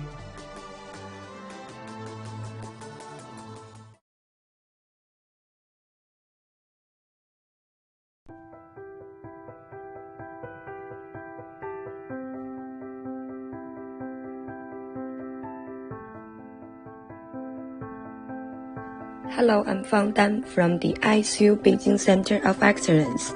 I'm the ISU judge and international singles technical controller. Today, we are learning the cross sequence. The cross sequence is a required element for the figure skating in singles figure skating program in all international senior competitions. A cross sequence consists of any kind of movements, like steps, turns, spirals, arabesques, spread eagles, inner bowers, hydroblading, any jumps with maximum of 2 revolutions, spins. The pattern is not restricted, but the sequence must be clear visible. And if you want to earn the highest points possible during cross sequence, you should have originality and creativity. The elements should match the music and reflect the concept, character of the program. And your performance must be effortless throughout the entire sequence, with good energy, execution, and flow, and demonstrate control of the whole body. Now let's see the skater's demonstration.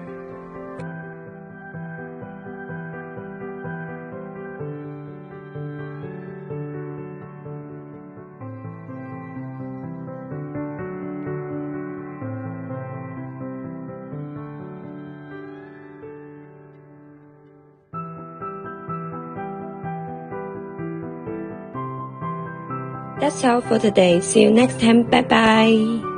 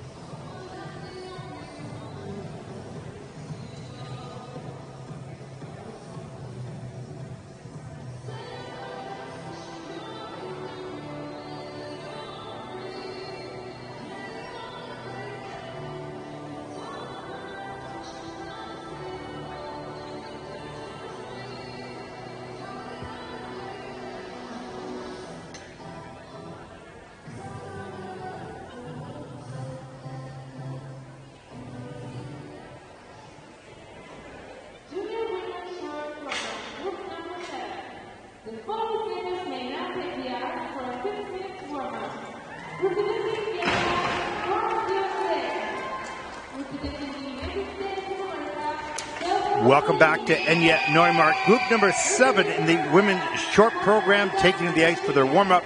I'm your host, Ted Barton, joined by Mark Hanratty in Nottingham.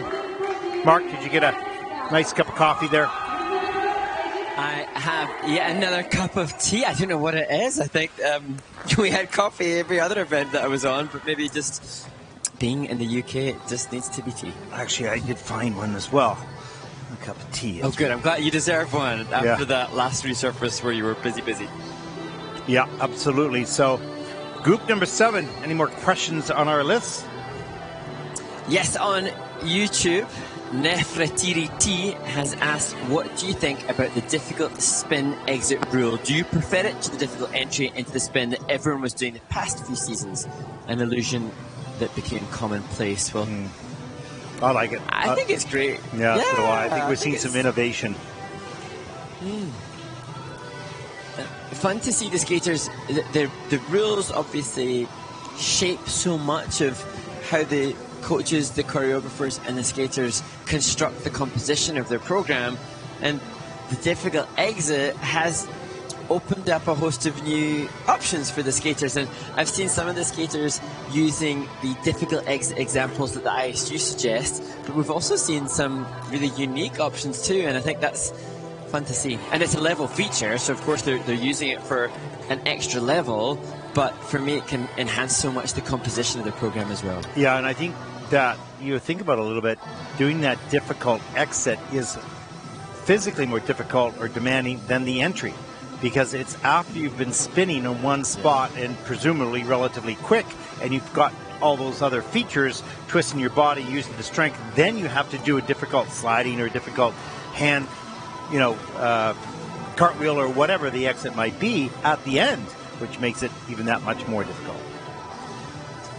So true. And the next question coming in on YouTube from Coco Rico, what should we do to jump higher and rotate more revolutions in the air?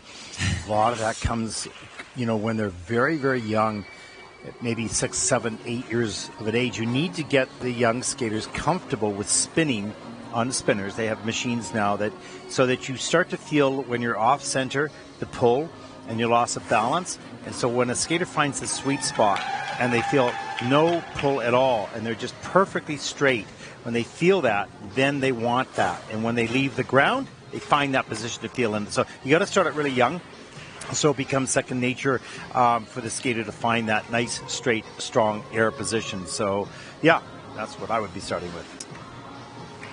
And then in regards to the height and the question, what do we do to jump higher? There are so many wonderful coaches with different philosophies as to how to generate more elevation, but often we'll see plyometric work done to just facilitate that better spring action and just to strengthen. What's amazing, I think, to many non-skaters is to see bodies that can be, so lean, amass such strength and spring in their elevation as well.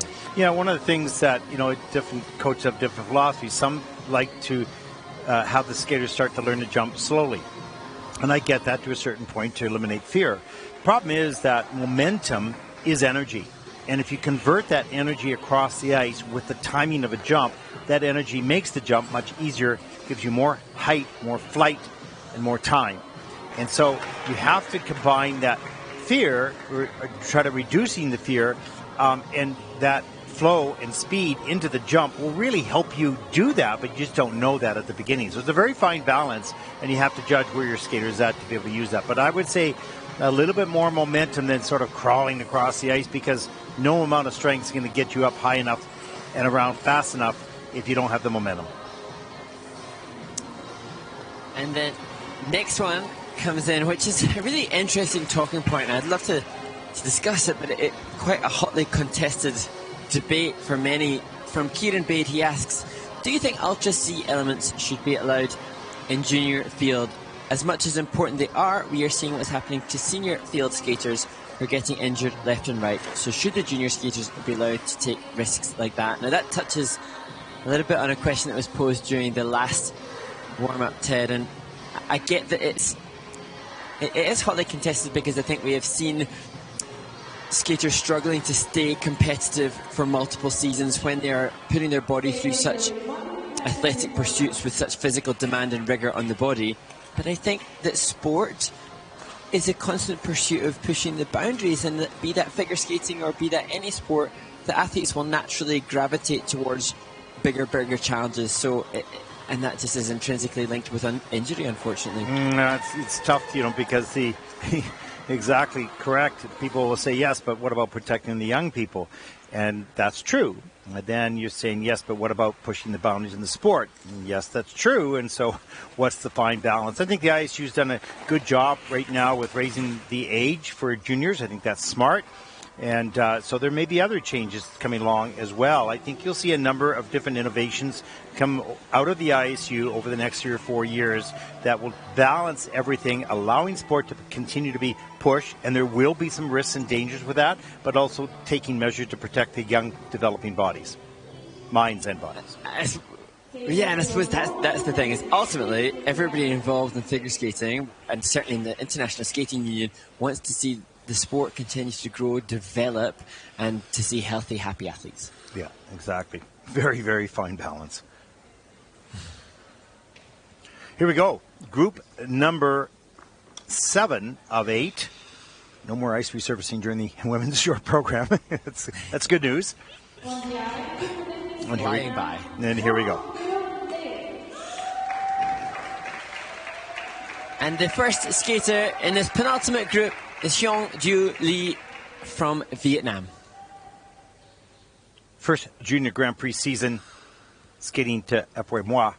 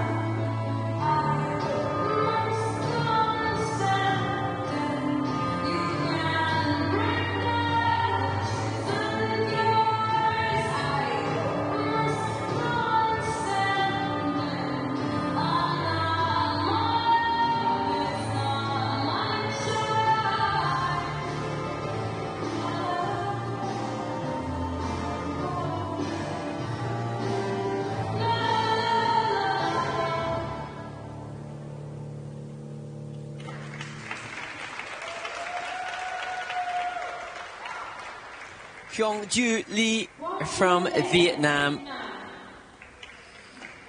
And Hyung-Ju started her skating at the Skating Club of Boston. So proudly representing Vietnam. Yeah, so interesting. And skating in Boston now, but also had spent some time in Toronto as well.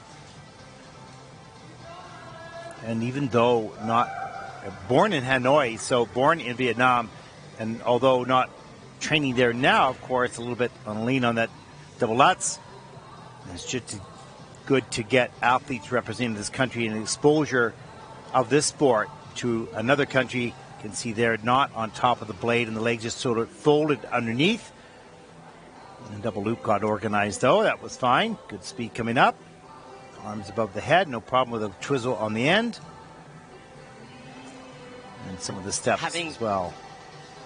Seeing, Ted, that Xiongju competed at the Sea Open Trophy in Singapore, and seeing there that in the short program at that event, she didn't go for the double axel, she popped that. So here, in regards to her development, that double axel, although not cleanly rotated, maybe a step forward and boosting her confidence, to getting one step closer to landing that more difficult element in the pressure of competition. Taking off and starting to fold into rotation, so important, even if you go down on that jump, because there's that quickness of transition has to happen. This young woman came up to me and spoke to me the other day, and she's just full of energy and loves being here. So, you know, it's such a joy to speak to, and she loves the sport, knows exactly where she's at in her developments, got it all together, and will continue to work hard. But it's just excited in life. You can't ask for much more than that. Short program score is 23.57, and that'll put her currently into 32nd place.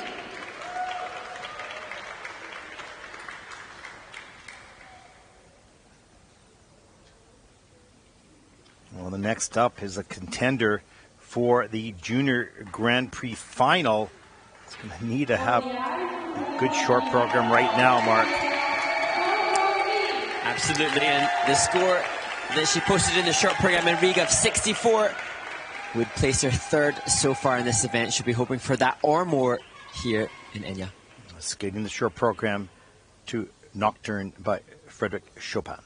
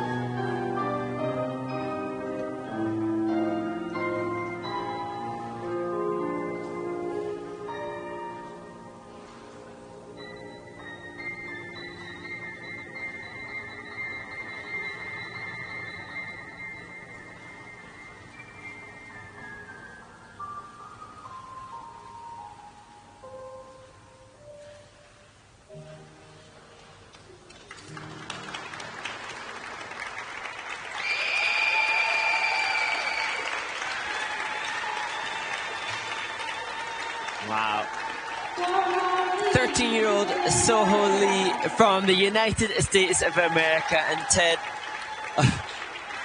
many thoughts the transition out the flying camel spin was just fabulous. And I was just particularly impressed seeing that this amazing performance.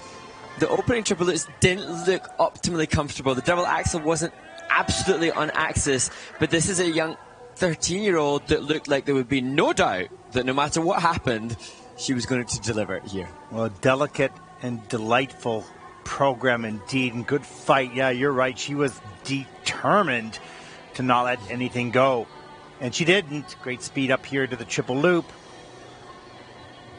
And that was nicely on top. Great stretch free leg. Not lots of flow on that landing edge. She comes down the ice, and Nina Bauer sets up for the double axel.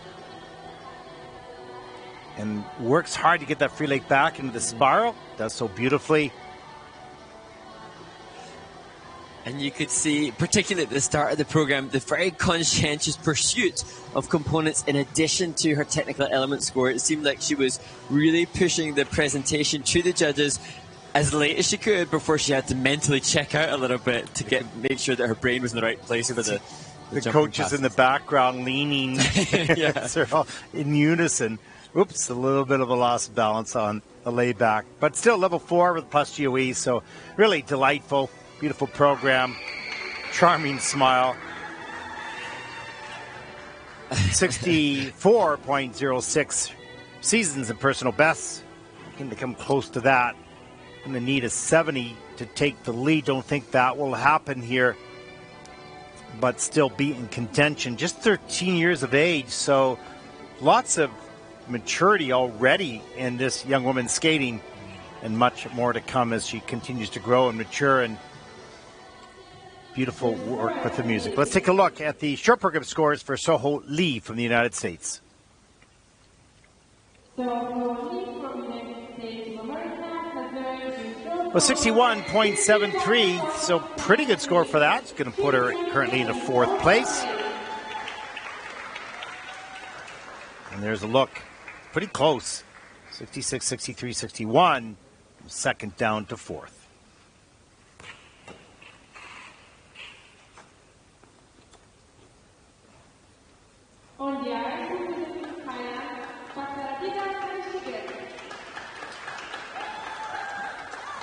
Representing Thailand, Fatratadida Kaneshij, the 13-year-old.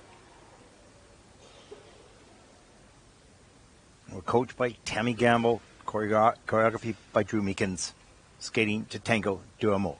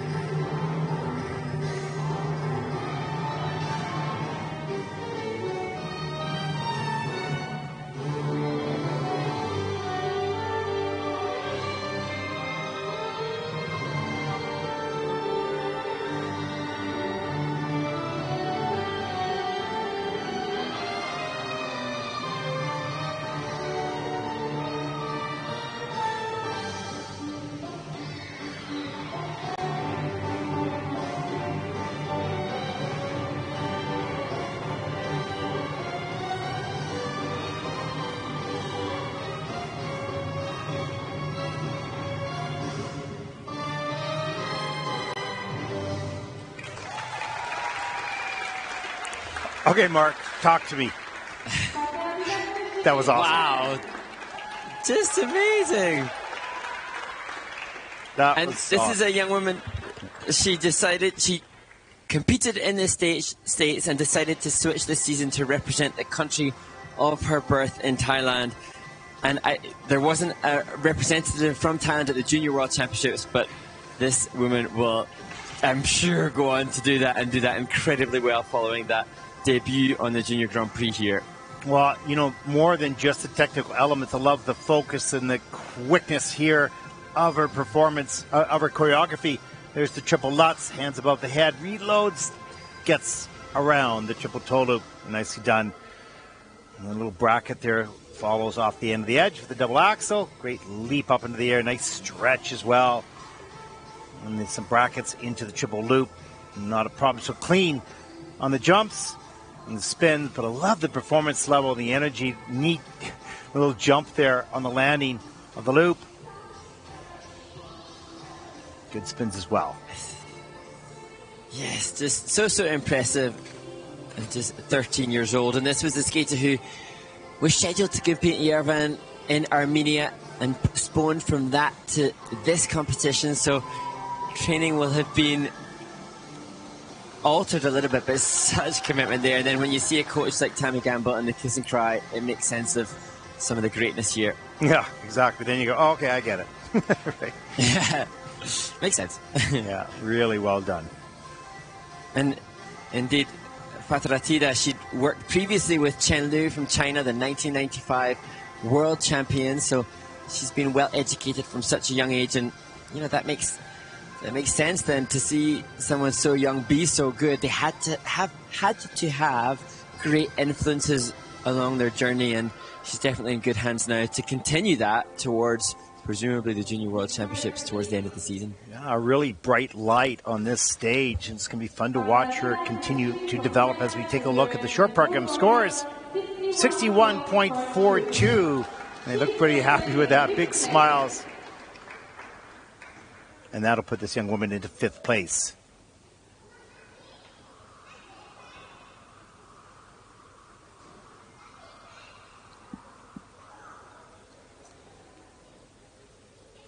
You can just hear the whirring of skipping ropes as other skaters warm up around the arena. Exactly.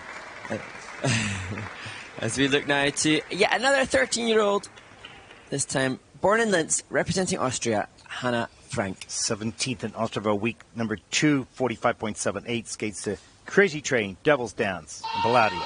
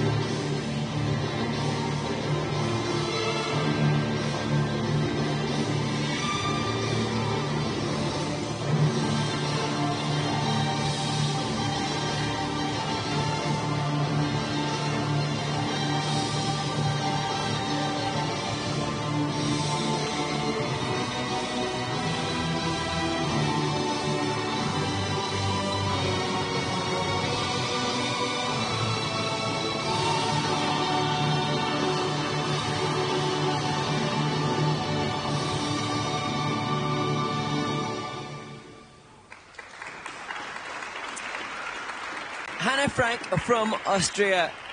And to me, Ted, this skater just oozes a joy and freedom on the ice. There were mistakes made, but even in the latter stages of the performance, she still just showcased a freedom in her movement that was a delight to watch. Yeah, totally. And I think she has sort of her own style. I mean, that mix of music is quite wild. It's quite different. And that's her. You can see that she's quite comfortable with it. As we watch the double axel, leaps off the end of that edge. That was beautiful. And coming down the ice for the triple toe loop. Let's watch the second one. Good first one, of course. Then that is a downgraded landing forward plus the fall. That's a little bit costly, but coming back with a double loop instead of the triple. Pops this open right here. Just the timing was off on the takeoff. But after that, continue to perform. These are the step sequence pieces that I chopped out to take a look. And step sequence in at what do we have here? Level 3, actually. That's good. Yeah, you're right. Skates free and open. You put all the elements in there. This is a significantly higher score. And it is hard, you know, as a teenager, and especially in a sport that's subjective, a sport that is judged. It's no mean feat to put yourself up for that judgment. And yet, what I just loved is that she appeared. Certainly, whether I'm right or wrong, it looks like Hannah skated for herself, and that I think is probably one of the greatest attributes. Yeah, and you know, you in this sport, you kind of have to do that. I mean, you know, there's so much stuff with social media, of course, and then you've got the judges, and you've got all that stuff. You just got to park it and say, "Oh, I'm doing this. I'm going to do it. I don't care what people think. I'm going to do it to the best of my ability. I'm going to do what I love to do," and that's the type of attitude you have to take. And when you can do that, there's a freedom to it. Of course. Let's take a look at the scores for Hannah Frank from Austria. Short program. Season's best, 46.18, and that will put Hannah currently into 19th place.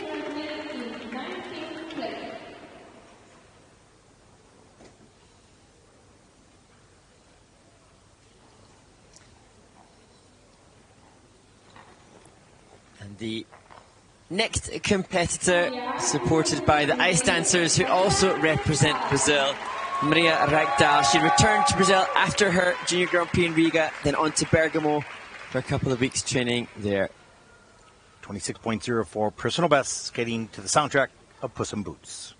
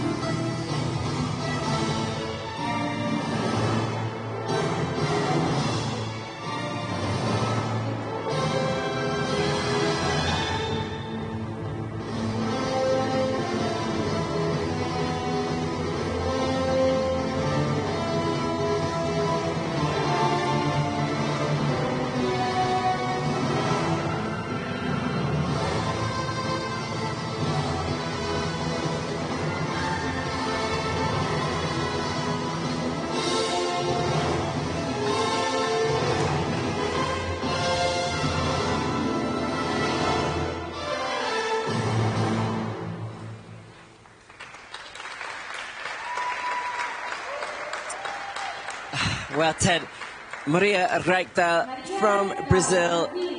We heard all about her fascinating tale when she competed in Riga in Latvia, knowing that she can only train on the ice hundreds of miles from where she lives at home. She does a lot of skating on the roller skates.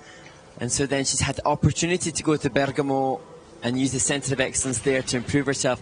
This was unfortunate because mistakes will make the score not reflective of the improvement she's made.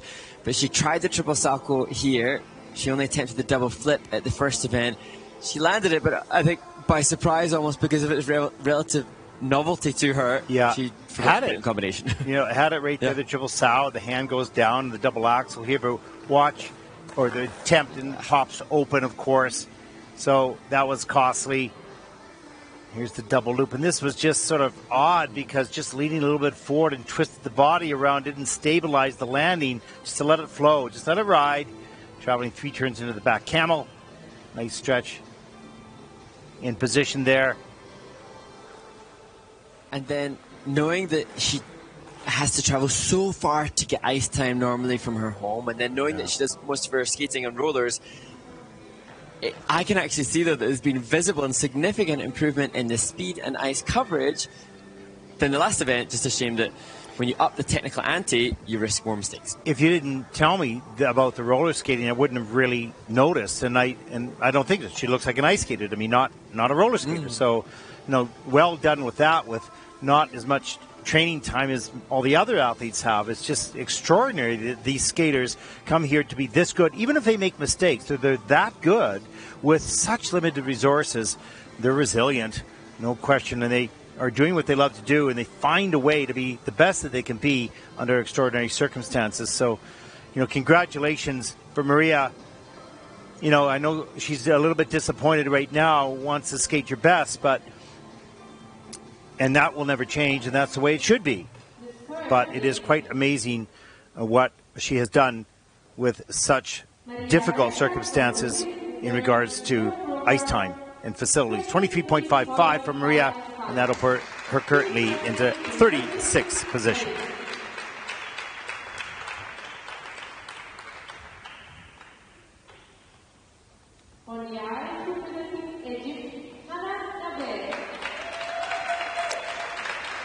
Well, we truly celebrated and enjoyed Hannah Debe's first skater from Egypt, and now her second Junior Grand Prix assignment. Yeah, 22.79 personal best, skating to elimination by Jennifer Thomas.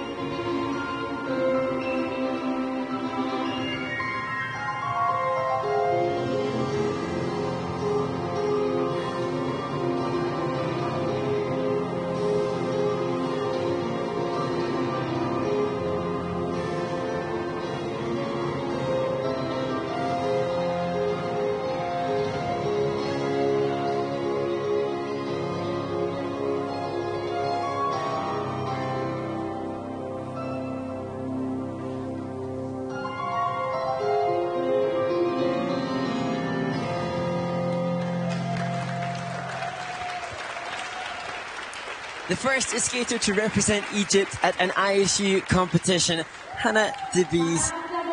And I thought, Ted, although there were mistakes still, and perhaps more mistakes in the jumps than in her performance at the Solidarity Cup, I thought Hannah looked more confident, more open, and she has a really gorgeous posture across the ice as well. I think the attack on the double axel was actually better, and then unfortunate on the flip combination, that just didn't work out at all. But then she just settled right down and really performed, had really nice energy through the choreography. Here's the double axel. Looked a lot better in conversion to rotation. Of course, downgraded, didn't get around. This was the most difficult, of course, just over-rotated on the takeoff and didn't have the feet underneath her, so that was just a sort of a wipeout on that element. But the rest of the way, more energy through the program. The double loop, she had more confidence, skated right up into the air, nice strong landing. And then coming into the final spin, the change combination spin, just seemed to have more energy and enjoy the performance a little bit more near the end. You know, and you just need the mileage to be able to get confident. Like the double flip combination is probably not an issue for this young woman in practice at all. But once you've gone down on the double axel, then you start to doubt yourself. Then once that's done, you can get back into the program once the jumps are kind of out of the way. And here we see just that good body movement, good awareness of her spine. There's a lovely fan loop jump twizzle within the step sequence. And I saw, Ted, that on her ISU biography in the hobbies section, she lists food blogging as one of her hobbies. And I thought, how amazing, just from a life perspective. She's competed now in Poland, in Italy, just opened up to, you know, cultures and foods. And it's just, these skaters are so fortunate to have these experiences. Yeah, they are. They may not know it, but they really are. No question of that. Let's take a look at the short program scores for Hannah DeVries from Egypt, 19.45. And that'll put Hannah currently into 37th place.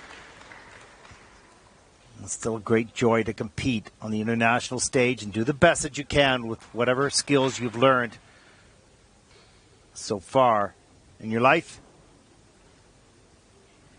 As we get ready for the final group, 6 skaters to take to the ice for their 6-minute warm-up.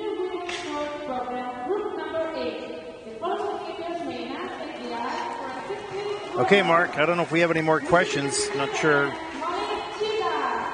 if there's any left. I think we need to make a shout out to those online. I think we have made our way through a little bit the questions sent in. Oh, no, I digress. I did elect to miss one because I thought I needed a little bit more discussion point. But on Facebook, on the International Skating Union's Facebook page, Purlop Ratanavaraha asks about the double axel jump. She says, on the takeoff position, some skaters move the left foot. Now that's conventionally, for most skaters, that will be the foot they take off of the axle. They move the left foot inside of the circle over a quarter to a half of a rotation, then jump from side. They complete.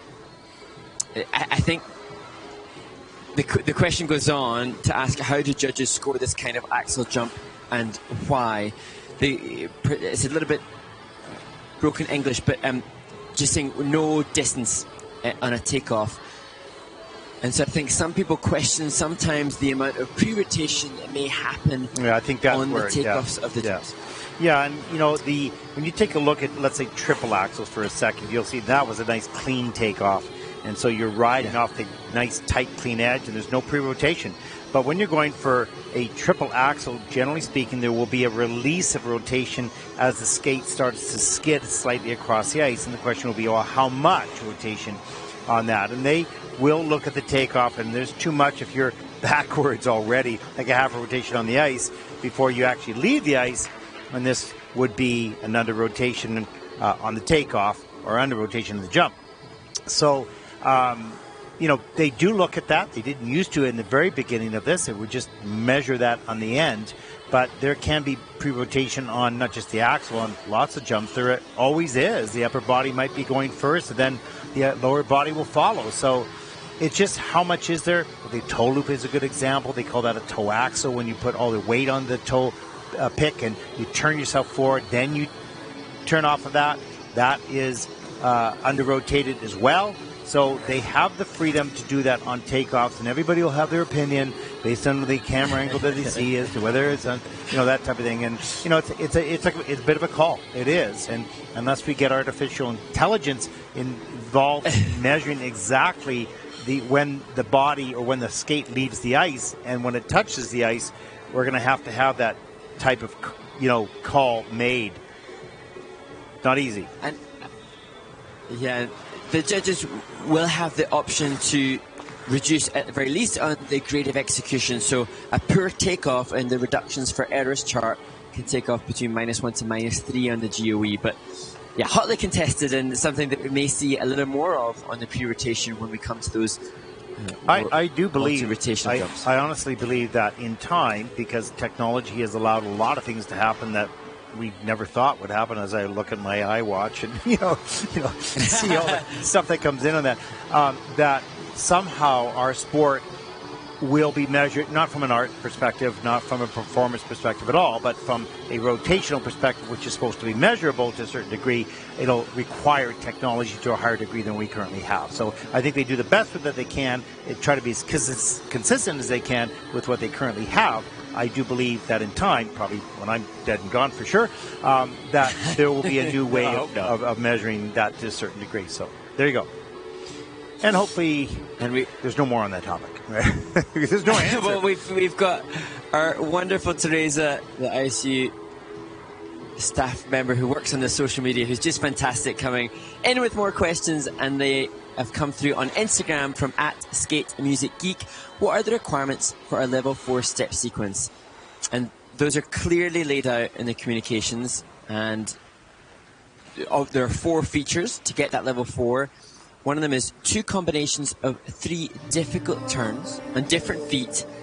And there's a whole lot of blurb around that, but you will see this repeatedly throughout the step sequences performed by the skaters today, where they combine 3 different difficult turns. And the ISU has made that even more challenging this year, because only 1 difficult turn may be repeated in the 2 combinations, so they have to be different now. And they've defined the difficult turns, so if you find that in the ISU website, you'll see all that.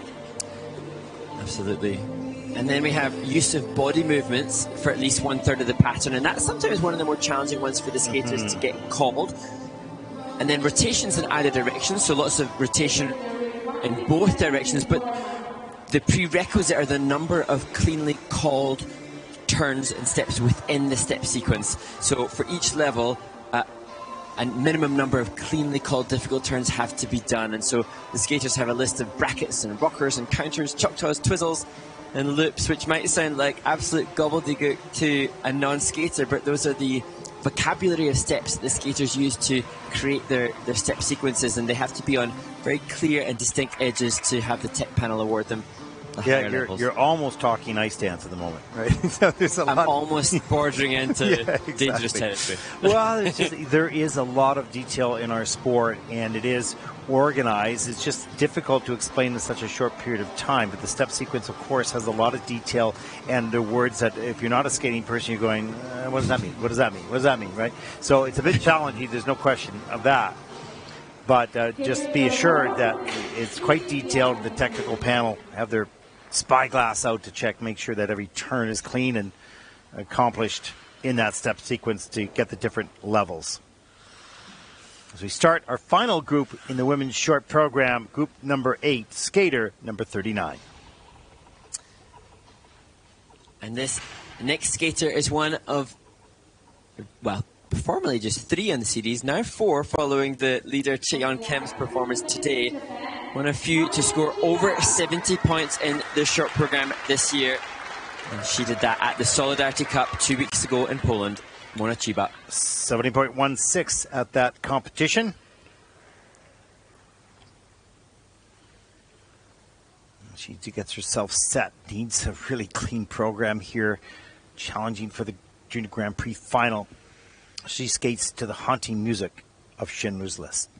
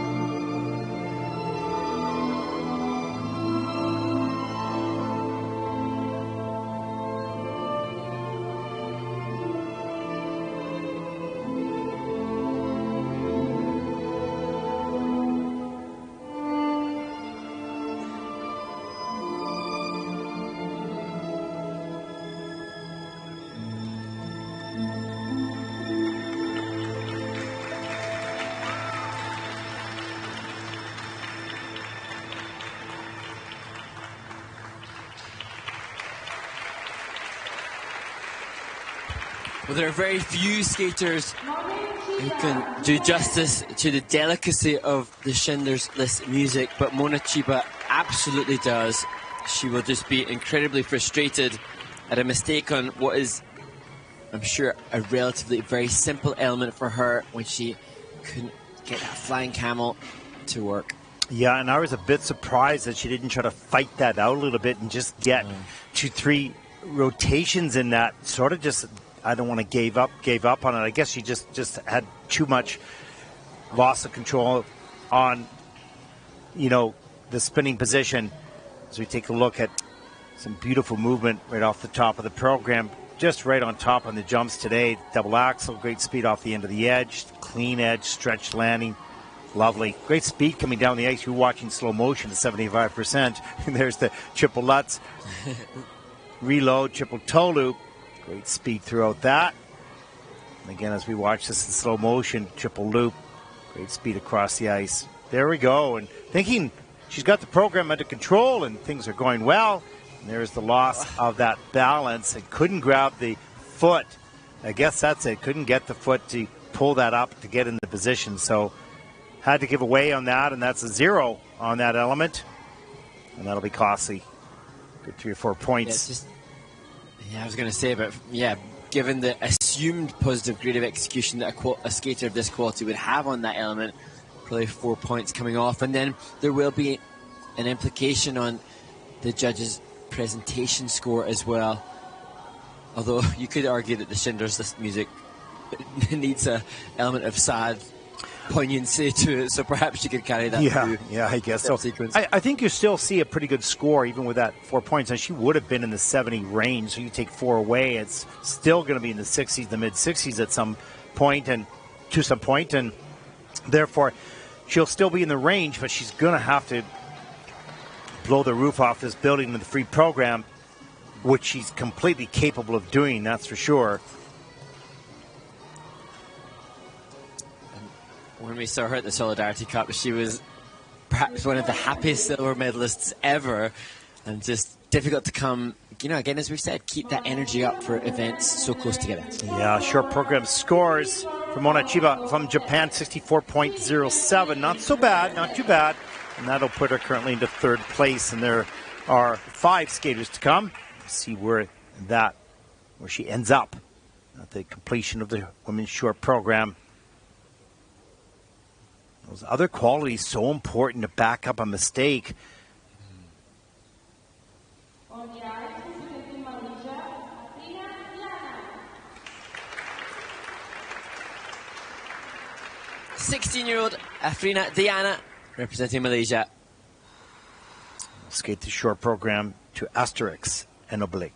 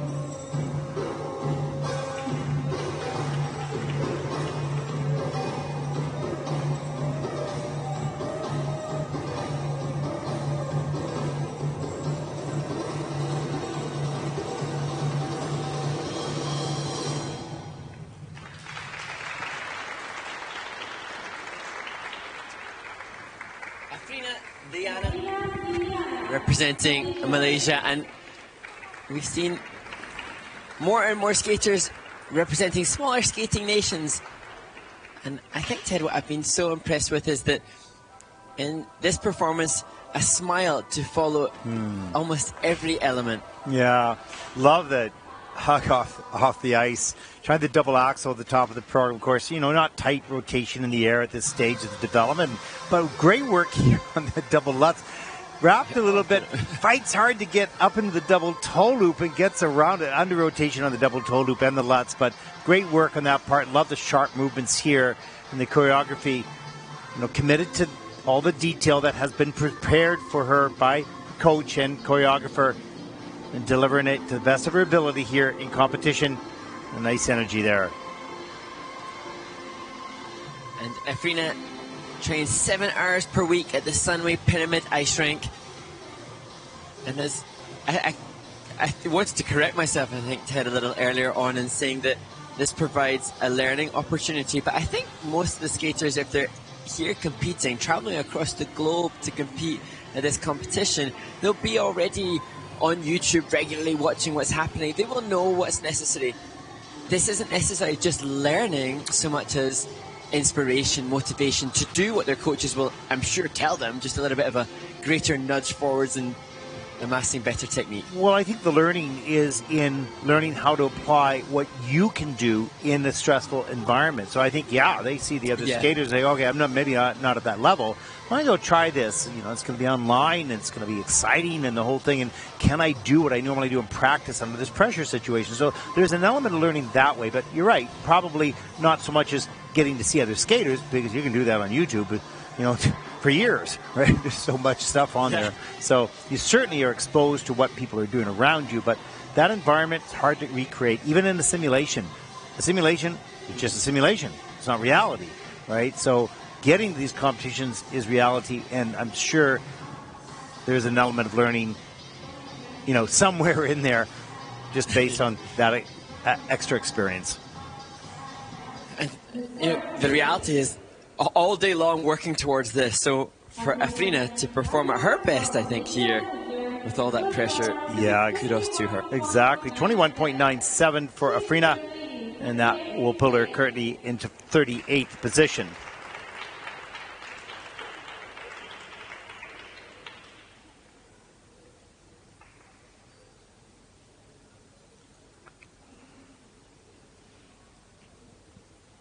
The next competitor, born in St. Petersburg, she competing in back-to-back events. 14-year-old Stefania Yakovleva from Cyprus. 19th at the Baltic Cup last week in Gdansk. 43.41 personal best in the short program, skating to Can't Help Falling in Love.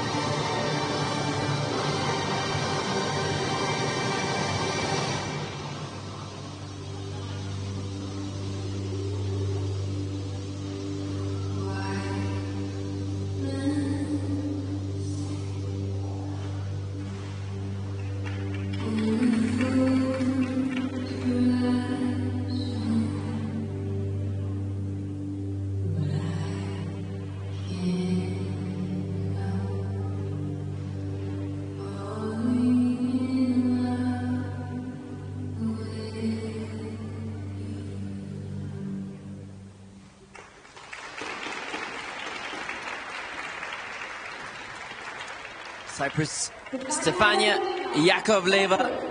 Well, she popped the double axel last week, got that this week, Ted, but mistakes elsewhere. I love the energy of this young woman. She didn't give up throughout that whole program and is aggressive and assertive. So I love that, not backing off anything. Fast rotator, which is a really good sign, good skill to have. In some cases, too fast. We'll take a look at some of the elements here. Here's the triple Lutz on a different type of entry, kind of at mid-ice around the circle, then tried to get into a triple toe loop. That didn't work. That's downgraded. And the triple loop. And goes down on that. Just kept on spinning on the landing. Didn't check out early enough to stabilize it. And here's some of the steps. You can see never backing down on the energy level of the performance. And then the double axel at the end of the program. Gets that done nicely. And the change combination spin in at level 3. So missing one feature there on their final spin. So lots of energy throughout the program. Rotates very quick. Pretty good jump technique on the takeoff, but doesn't carry a lot of speed and flow throughout the whole jumping sequences. And Stefania, last week she had, as I say, she popped the axle in the short program in Gdansk, but she moved up 7 places in the free skate, so there's potential for a big movement again for her here. She would have just been hoping to nail the entire short program as well to add to the free skate quality she demonstrated last week. Yeah, she certainly has enough strength and quickness, and it's just not all organized yet and sorted out.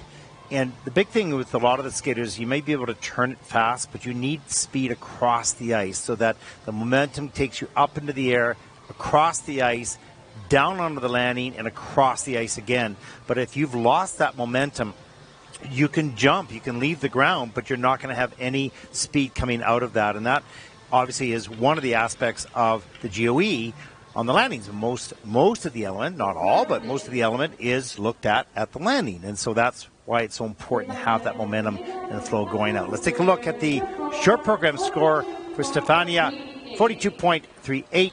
That'll put Stefania currently into 25th position.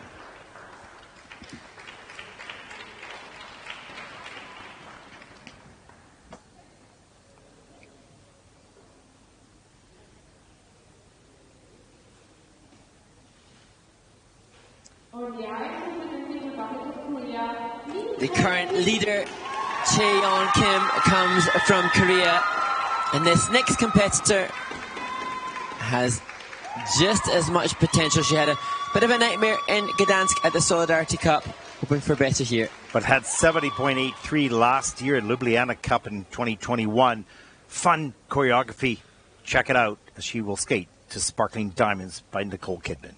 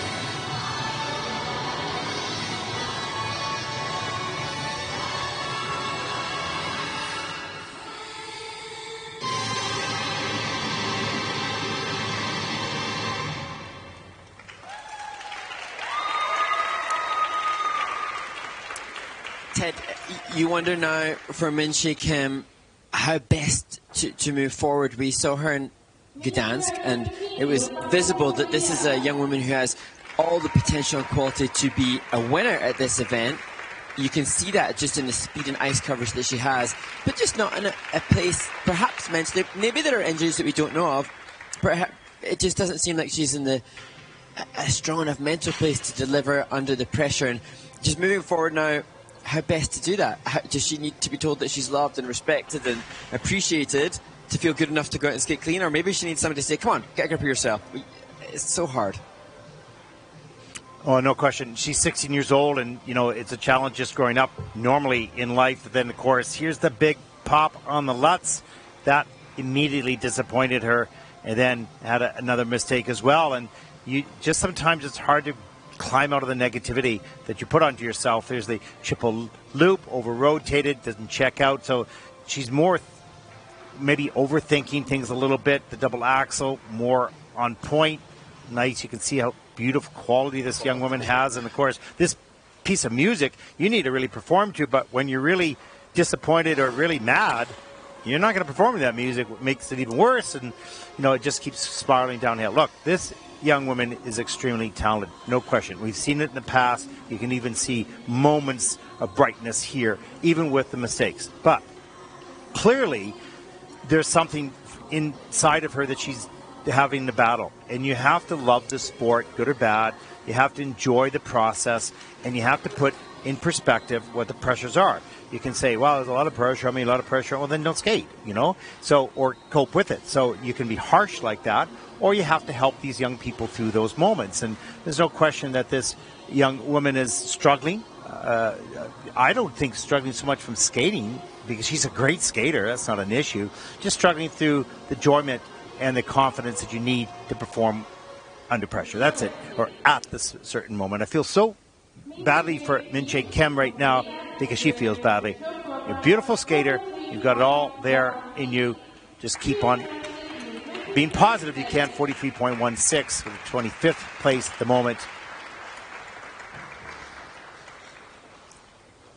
It's hard to watch and hard to go through. Sorry, Mark. Yeah. Our coach has a lot of work to do to try to help resurrect the morale of a skater that has such potential.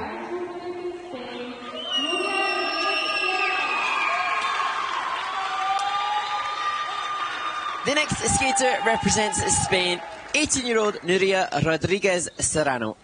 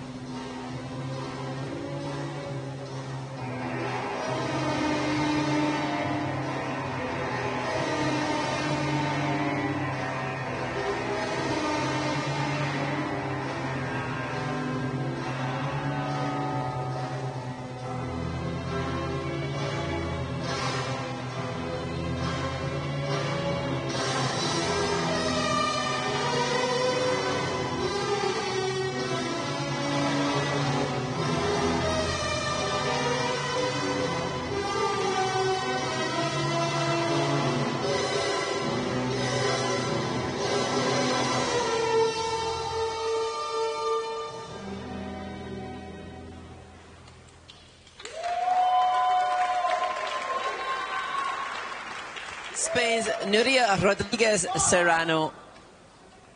And she has great support here. Nice to see the smile at the end of her performance. Yeah, you can see that she really enjoyed skating that performance, and particularly in the step sequence, you know, had the choreography and going really well, reaching out into space and energy to communicate that James Bond theme, and coming off the ice with a nice smile. Okay, there was one there that when she first started coming off the ice. The processing stage from finished position to leaving the ice. So exactly. many things to think about. Good speed coming down the ice on that triple toe loop, and had it, just was really slow in the checkout. That checkout is so important. You got to push those arms, the free leg back. There's the double axel, gets the free leg back fine there, a little bit too far forward, but stabilizes the landing. Here's the double loop, no problem, of course. Right into a Nina Bauer move. And here's some of the steps. You can see the facial expressions. You can see a smile on her face as well. She's enjoying this part of the music, as did we.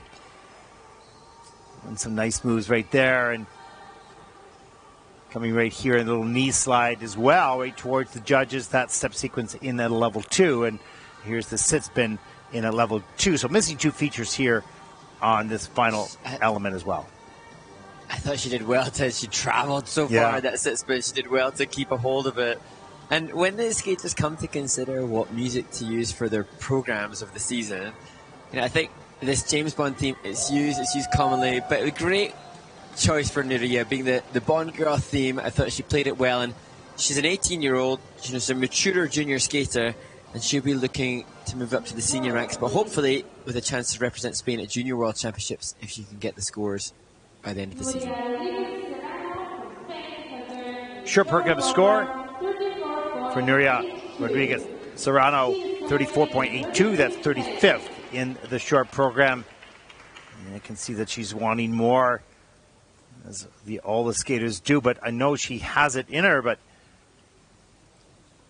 you got to get those elements as clean as you can and then go with the performance that she gave. And here is our final skater. And I believe final skater in this competition, 14-year-old representing the Republic of South Africa, Ella Hawks. Skating to fields of gold.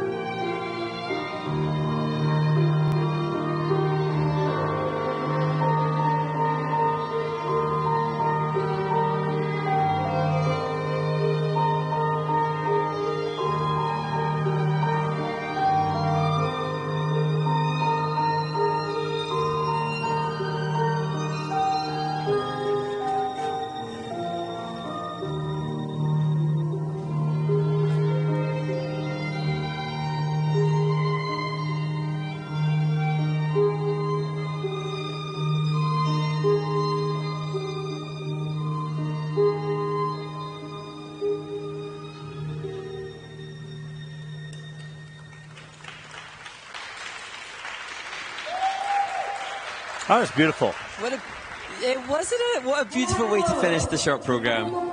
That was absolutely delightful. And I'm looking down at the bio, and this young woman trains at the ice station in Cape Town, coached and choreographed by Barbara Hawks. And I thought this young woman feels the music, feels the moment, and loves skating. You could see her passion for the sport come out. And just look at that opening facial expression and the patience with the movement. Just beautiful. Just made me calm and made me really enjoy this performance. And had a good start here as well. The Salchow, there it is, into the double toe loop. It's on the quarter on the Salchow. And then this triple loop, it's under rotated, but still good to get that done in competition. And unfortunately, there's takeoff edge slipped out from underneath her. It's a fascinating story, Ted, for Ella, whose mother is her coach, and she has a fundraiser online because she spent 3 weeks of intensive training at the Ice Lab, the Centre of Excellence in Italy, and then traveling out here. They're competing at the Junior Grand Prix and then hoping to stay in Europe and travel to Nice to compete at the Trophy Metropole. And it costs a huge amount of money, and with her mother as her coach, to be able to support her daughter not just through the tuition and education and support she gives her, but to be here at these events, to be doubling up as her coach as well as her parent, it's incredibly expensive. And it's a fundraiser online on BackaBuddy for Ella's training, and I think just gives you an insight into the commitment on so many fronts from the families supporting the skaters. You know, just looking at the performance only, that was charming and it was delightful. It was really enjoyable to watch, and it was an honor to see it as well. And nicely done. Continue your pursuit of your passion, your dream, because you're on the right journey. One of our favorite performances probably of the entire event, I would imagine. Yeah, really, really nice. A wonderful way, as you said, to end the women's short program. And she looks pretty happy with it and pretty happy with the whole experience, really. And Ella lists ballet as one of her hobbies, and that makes total sense when we look back at the gorgeous posture and the beautiful extension that she demonstrated throughout her short. Just 14 years old as well. Let's take a look at the short program scores for Ella Hawks from the Republic of South Africa, 40.14. She's thrilled with that, and that'll put Ella currently into 31st position, but don't let those numbers fool you. This was a delightful performance. As she continues to wave that flag. That's awesome. That's great. Well, Mark, that concludes the coverage of the women's short program, 8 groups, and there's a look at the final standings. So far, it's still going to be quite the battle when it comes down to the free program. And of course, there's a number of them within range, striking range of the Junior Grand Prix final. We'll sort all that out, of course, tomorrow. And of course, you will not see this. You will not see the free program, Mark. You have a function that you need to attend to tomorrow, and the free dance will coming up a little bit. That'll be your final event. We'll continue to chat into the medal ceremonies for tonight as we sort of say goodbye to the Junior Grand Prix for you. I will cover this tomorrow to finish out the Junior Grand Prix 2022. So that concludes our coverage of the women's short program here on day 2 of the Junior Grand Prix in Egna, Neumark. We hope you've enjoyed it. We'll be back with the free dance in about 30 minutes. Stay with us.